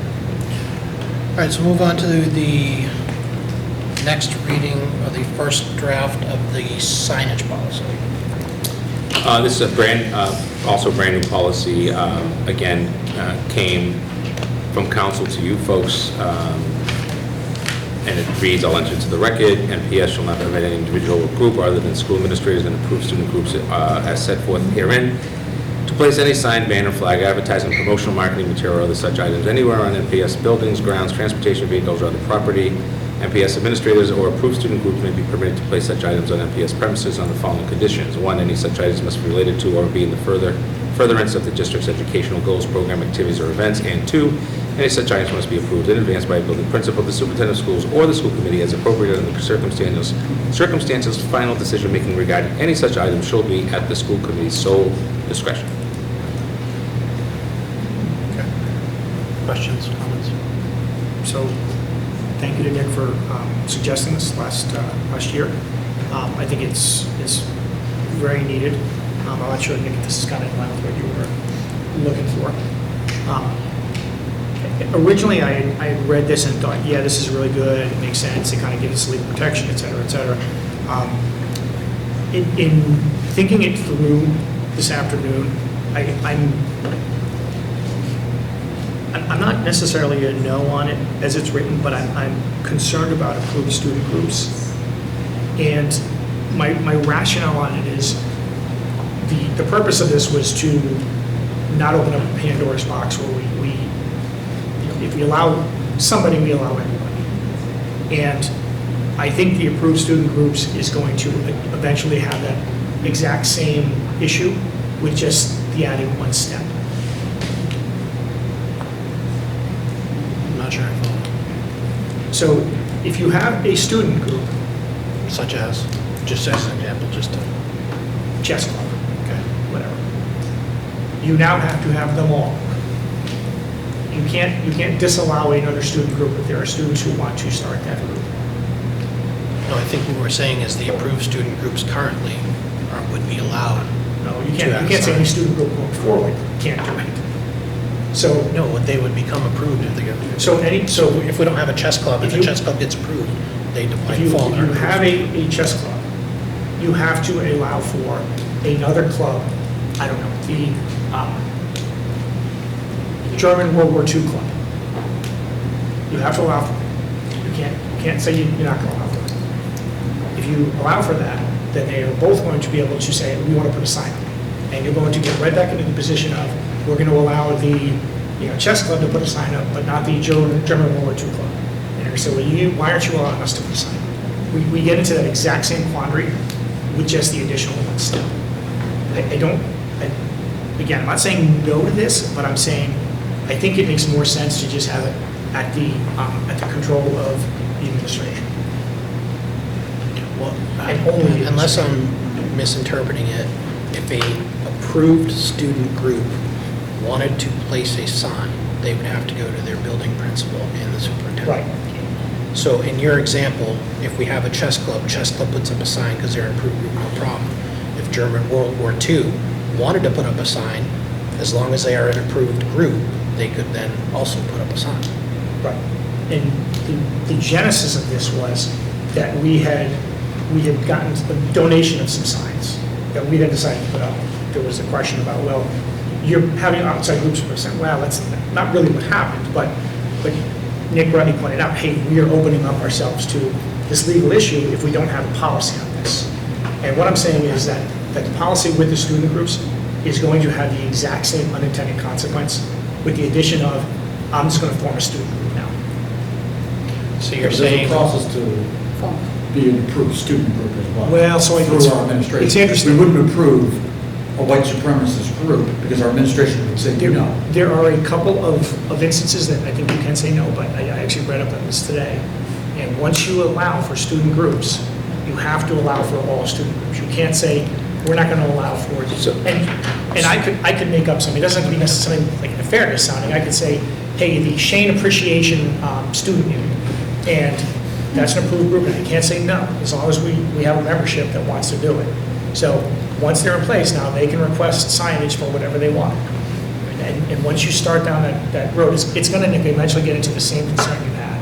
And again, I'm not saying like, no, we shouldn't do it. I'm introducing a concern that I think we're going to be blindsided by the one-step kind of avoidance of what we're looking to control here. And I think this is just a reading, so this is just a time to kind of get ideas out there. But I think programs that really support our schools, like NEED or It Takes a Community, they're supporting our students and our staff and our buildings.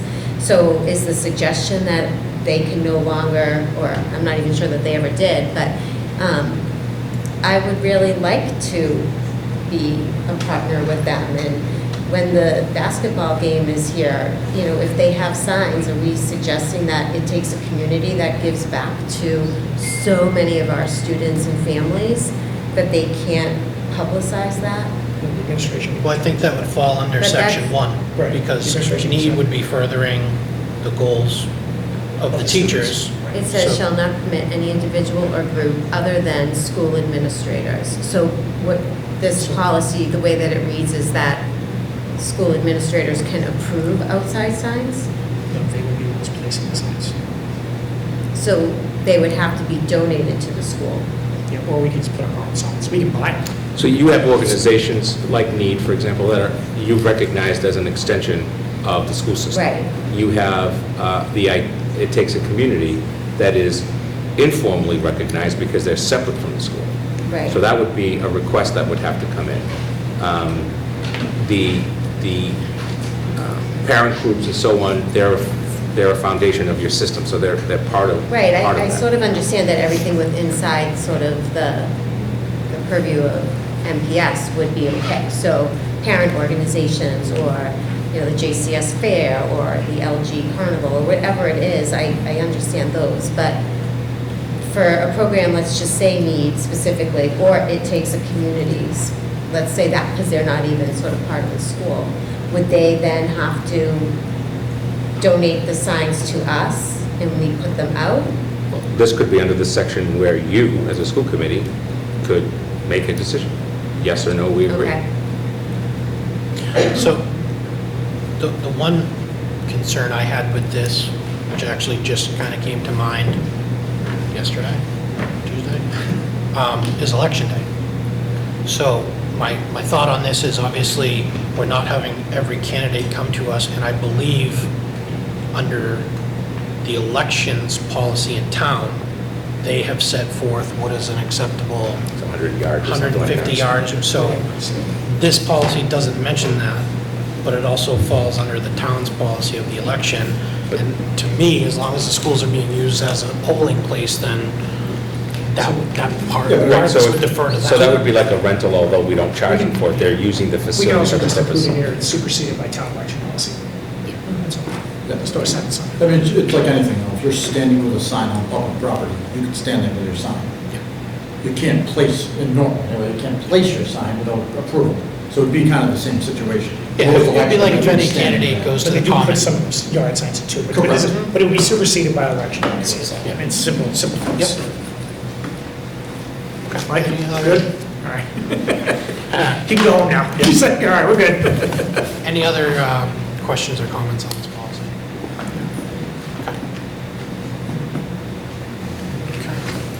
So at the next meeting, any further questions that you have, we can send them to legal, you can make recommendations, changes, you just have to do it individually, and then we have to collate it to put it into the final version and a vote. Maybe you could just ask him about my concern. We're going to go through the chair. The chair will, I will be sending Dan legal counsel's number, so the he can speak directly on your behalf instead of through me. So along with the high school policies, send me any thoughts or concerns on these two policies as well, so we can collectively do it. Okay. All right, the next item is where is it? Wharton Teachers Association contract ratification vote. Mr. Chairman, through you, and then I'll defer to Ms. Gallagher and Mr. Savas.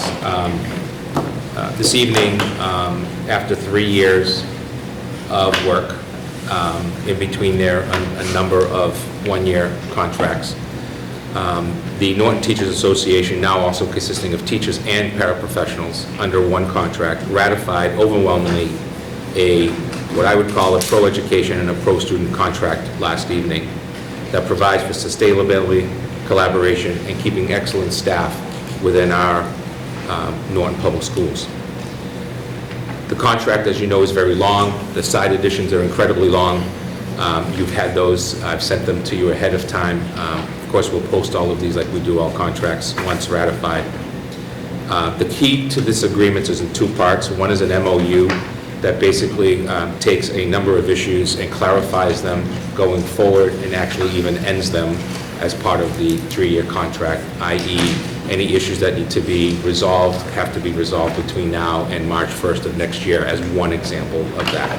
That MOU speaks to a side letter agreement of a legacy benefit for veteran paraprofessionals. It speaks to the implementation of the Master 75 column and a timeline to do that for this year. That ends in June. The coaching stipends and the annual assessments for the first time. Personal day language for 1 year because of a transition. So that's the first one that I would ask you to vote on after I completed the remainder of this.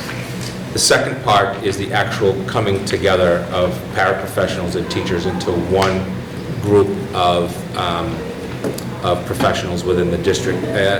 Really a model contract that you can't find out there. But it does provide separate areas of pay scales, rights, and responsibilities where needed in the contract. It adds a new paraprofessional mentoring program. It adds a new paraprofessional evaluation process. It is a 3-year cost of living increase of 2.25, 2.75 for the teachers, with a Master 75 column and the new steps at the Masters for FY24. There is a one-time process for current employees who have the 60-plus credits to move into the Masters 75. It has a 3-year paraprofessional cost of living that includes a brand-new pay scale for our paraprofessionals that I believe provides not only a cost of living increase, but one that makes us more competitive within that community of employees. It has a new coaches end-of-season coaches report, a new end-of-season athletic director assessment, a new paraprofessional good cause and just cause language over 3 years, an increase to course reimbursement, new coaching stipends, and language to clean up the outstanding issues that may arise between now and the 1st of March of 2023. This makes us more competitive during this most difficult time for hiring teachers. As you know, I can say today that as of today, I believe we've just reached 100%. We had some outstanding para situations and one teaching situation. This was not an easy process, and I think Dinesh and Carolyn and my colleagues, Jen and Karen that were there, Matt when he was here, and then Christine towards the end. There was a lot of back and forth. A lot of time spent away from families by both sides, weekends, tons of emails to try to exchange information with attorneys and labor specialists. So I want to personally say thank you to the professionalism that I felt during that time from the other side, even during times where it was contentious or we disagreed. Carolyn Kenny, a teacher here at the LGN, Amy Weber, a teacher at the JCS, Mary Ledbetter, a paraprofessional at the JCS, Diane Cugnali, the co-chair, Shannon Taylor, the NTA president, and Michelle Frucci, a paraprofessional at the JCS. At the Hay, Sarah Horton, the lead co-chair as well, Mary Bennett, a teacher, speech pathologist to be correct, Deborah Ahern, a paraprofessional. At the middle school, Christine Garnett, who's also the secretary of the NTA, and a teacher, and Christine Bouchard, a teacher at the NMS. And then finally, Heidi Loring, paraprofessional at the high school, and Paula Beisheim, a teacher at the high school. On behalf of myself to Mr. Savas, Ms. Gallagher, Dr. O'Neill, Ms. Winsberg, Mr. Wells, who's no longer with us, Ms. Hatfield towards the end, and catching some things, Mr. Sumner, Mr. Searcy, Ms. Russo, I thank everybody for this tremendous amount of work. There's more to be done, and I ask the chair and vice chair of that committee to speak as they wish, and any of my colleagues, and ask that you support and that we move forward. So I would echo your thanks to the entirety of the negotiation team. You know, the reality is you're never going to negotiate a contract for 3 years and not have there be some pretty contentious times. And we had ours. And at the same time, we were always kind of able to find our center. So I appreciate that. I appreciate everybody kind of, you know, maintaining that level of professionalism the entire time, even when we heatedly disagreed about things. I think it's a good contract for both sides. I think we both kind of got what we needed to have, and that's what a contract is about, right? It's about fairness. It's not about one side winning or one side losing. Clearly, I negotiated, so I'm supportive of the contract as written, and that's it. I think what we really also, I think, demonstrated as a community was our ability to work together. And I think pulling in, I remember, and this was very pre-COVID, we were sitting in the Yale Library when it was brought to our attention that perhaps there might be a request to put the teacher's contract in with the paraprofessional's contract. And I remember Dinesh and I looking at each other like, they really want to do this. We weren't sure really what it was going to look like, so I do think we were able to kind of see the community that MPS is, the respect that they as a community have for each other, and also kind of as administrators really working collaboratively and supporting the needs of us as an administration, but our teachers and students as well. So it was a lot of work, but congratulations, we're really excited for the outcome. Nick, did you have anything? Sure. No, just thank you to everybody. I mean, I know how much time and effort went into it, and I'm just appreciative. Shannon, I just love you. I know. I'm just glad it's not just me that always cries. It's always us, Sherry. I also want to just say, you know, one of the things we often say, Sherry and I often say, is Norton really does feel like it makes a lot of first moves, that we really are trying to pave the way for so many things. And I think that, if I'm not mistaken, this is one of the first contracts that does sort of unite our paraprofessionals with our teaching staff. So we're really happy for that as well, that we can sort of demonstrate to others it can be done. And it can be done maybe a little bit, it's a little challenging, but it can happen, so. You need two votes, one for the MOU and then one for the 3-year contract. And for the record, Mr. Chairman, if I may, I would like to actually have, once the votes are taken, if affirmed, 2 signed copies, one that has the school committee on each, and then one that has the 3 representatives from the NTA, which will be the NTA president, Ms. Taylor, Ms. Krugnali as the vice president, and Ms. Horton as the lead negotiator. Okay. Real quick, I just want to say thank you to Mr. Savas, Mrs. Gallagher. Having been in contact with them, I know how long this took. Thank you to our teachers union for their cooperation as well, and our staff and our administration. So with that, I would entertain a motion to approve the MOU as presented. So Is there a second? Second. All those in favor? Aye. The record show 5-0. You can sign on that side.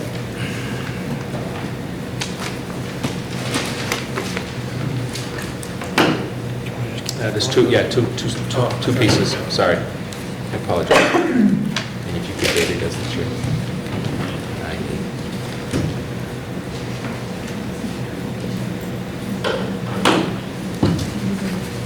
Two signatures on that one. Do we know the date or his date? No, just his date.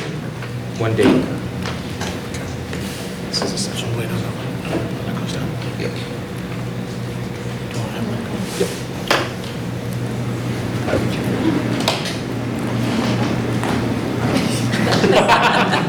Doing the happy dance. We'll have you guys up here.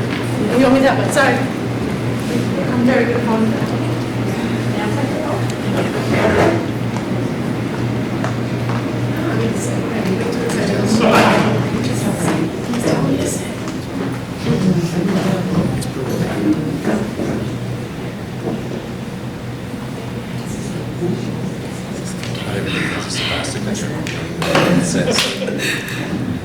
I just got it back. Oh, no, I've got more. We can use the same one. Okay. After 3 years, we should have one like presidential gold. That's what I just said. Like sign it and like give it to somebody, present it. It is actually 10, it's more than 3 years, right? Yeah.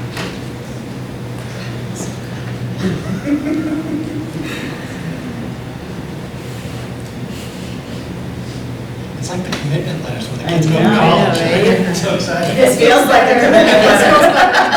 Definitely better. Do you mind reading it? No, I'll read it.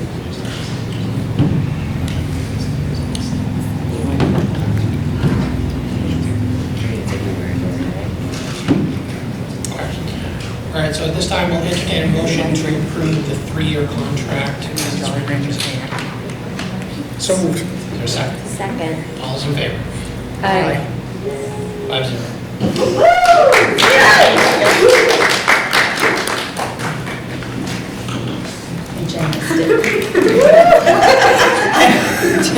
Great time, you guys. It's been a long meeting. All the meetings that you guys. So this one's fine. There'll be 2 copies of that. Just stack one down the line there. Shannon, once you guys all sign, let me know, because I'm going to tell you something. Okay. Once you all sign, Don't do it. Whatever it is, don't do it. once you've all signed. us something. Do you have any comments? Shannon, are you going to make any comments before he tells you something? My face, I think, says it all. I don't know if I have the words to. Yeah, so Okay. there's another one. This is written down. The one we just sent out. Right. Yeah, they need that. There's Take You know, really what I would want to echo, obviously, I'm Shannon Taylor, the president of the Oregon Teachers Association. I want to echo that the reason we did this, the reason we did join the teachers in pairs together was to further unify us as a union. You know, we had the 2 separate contracts for a long time after the paras joined us, and we really wanted to show that our paraprofessionals and our teachers are here to educate our students in the same way. And for me personally, during COVID was the time that I saw the paraprofessionals shine in ways that were more and more, and I think that's when really we started to see us, even as a group, understand each other more and see what each side does. And I think we needed to do that too. We had tough discussions on our side. We had things that we didn't know about each other's jobs that we had to take and talk about, especially, you know, myself as an elementary teacher and then somebody at secondary level, things are different. So I think it just gave us this opportunity to really see ourselves in a new light and bring us forward. So we appreciate the crazy looks that you gave us when we came to you with the idea. But it means the world to us that you stuck with it with us and kept going. And I'm just so incredibly proud of Diane Crignelli and Sarah Horton, as well as our co-chairs for this, because they stuck with everything. They did absolutely everything that they could do throughout this. They tried any different way they could come up with something. It was really just absolutely beautiful and an amazing show of what can happen when you put things on the table and you talk to one another. So I'm not going to apologize for my emotions about this. This has been almost 4 years since we started this conversation. It's been a long, long time, so I just appreciate, I appreciate these two so much. I can't say that. And the entire negotiations team, they know that as well. Okay. I'm still waiting. We can get ready. She's going to stop. Because he's never this quiet, so just stop.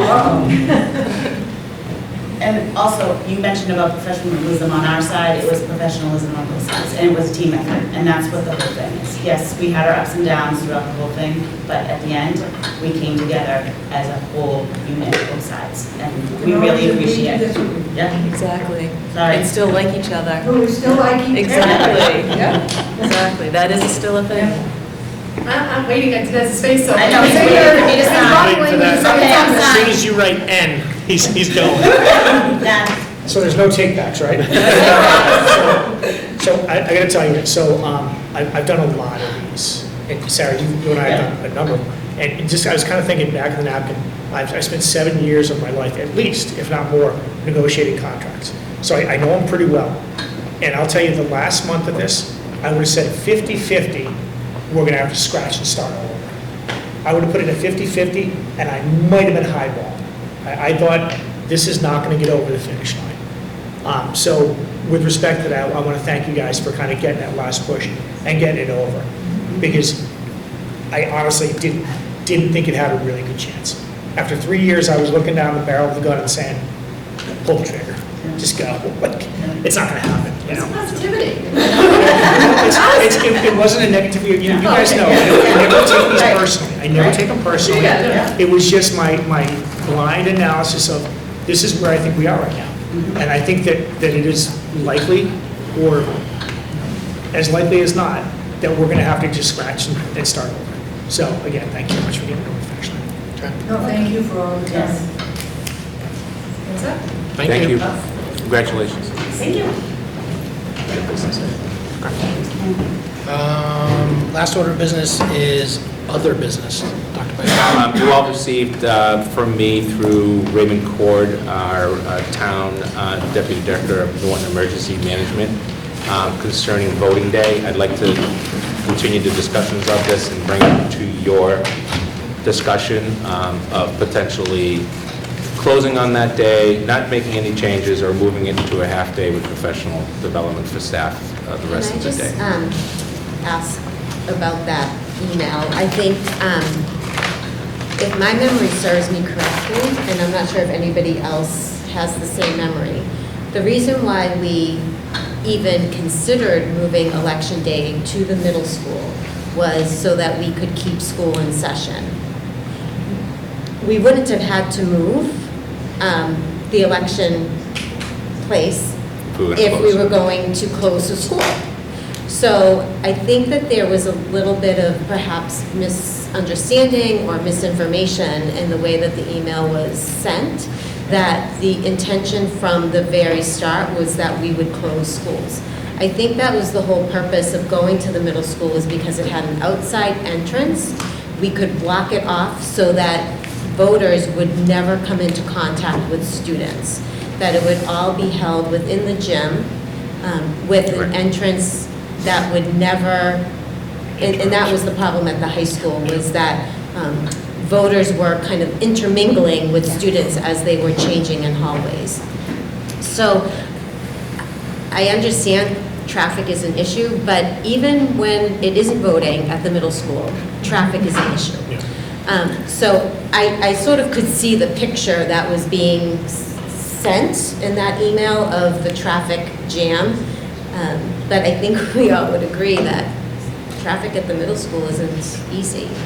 So I don't know if anybody else remembers hearing it that way, but if we were going to close the school, then we would have never moved out of the high school.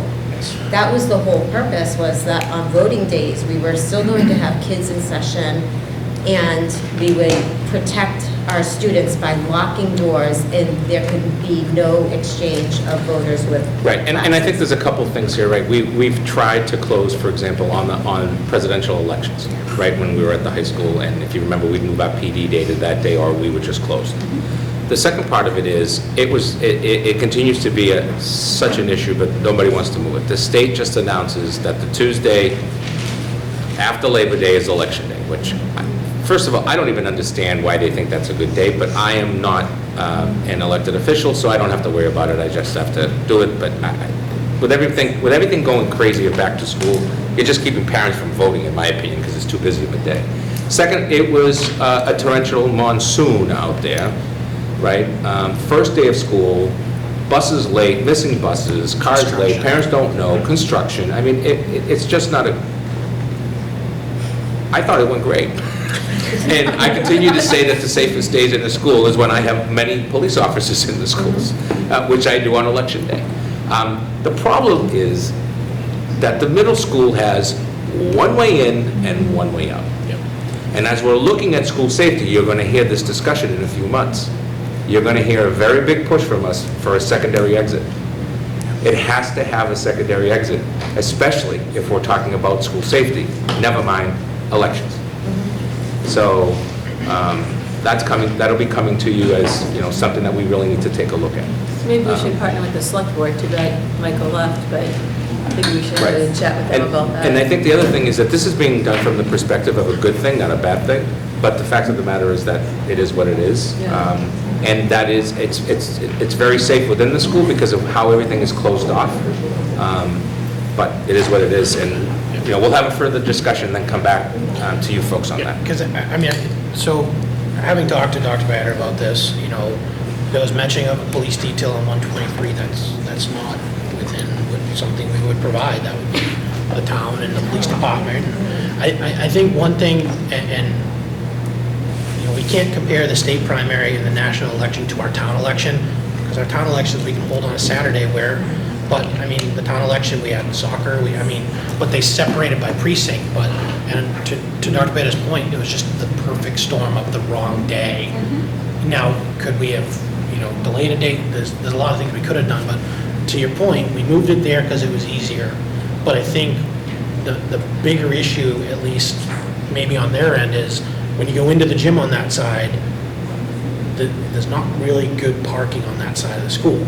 You have the back lot or you have the front lot, and that's problematic. But it's no more or less walking than when you had to walk into the high school. So, you know, we'll talk to the town again and figure out something for November. But, you know, having a conversation when I went in to vote, they said it was smooth inside. So maybe they weren't aware of outside. But We'll come back with you for some thoughts. Okay.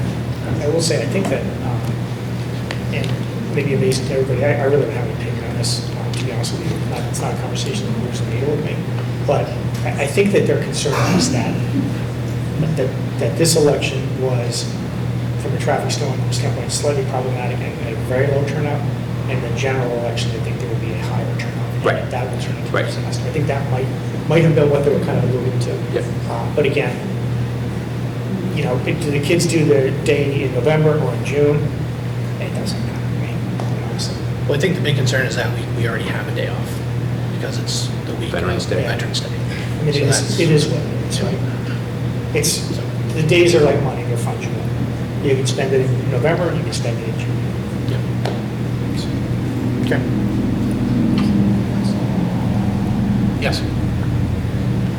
Gina Armentides, 207 Bay Road. I'm just wondering if you guys would be willing to maybe have a professional development day. I know many other districts across the state even changed their district calendars at the last moment over the summer with that election day. So that's something that many people do. It was actually something I wanted to bring up or was going to email some of you about. So I can respond to that. So we have 2 days in the contract. Those 2 days have already been used. So there's only really there's 3 options. Yeah, we already had two service days with the staff work. And there's only 2? There's only 2, and then there's half days throughout the year. So it's either close, maintain, or go to a half day where the kids would be coming in the morning, but released by noon, which would then alleviate all of that afternoon traffic where we start to see more and more voters come in. My concern isn't so much the traffic, it's morning, it's rush hour, people are going to school, it's the buildings being open to the public. I don't care if it's barricaded, blocked off, police, with everything that's going on. And these days, it's very concerning to me to send my child to school. I would have kept him home, but it was the first day, and he wanted to go. But I just don't think it's safe for our students to be in school when it's open to the public in any shape, way, or form. Thank you. Any other business? I have none. Thank you. Entertain a motion to adjourn? So moved. Second. All those in favor? Aye. Thank you. Have a good night.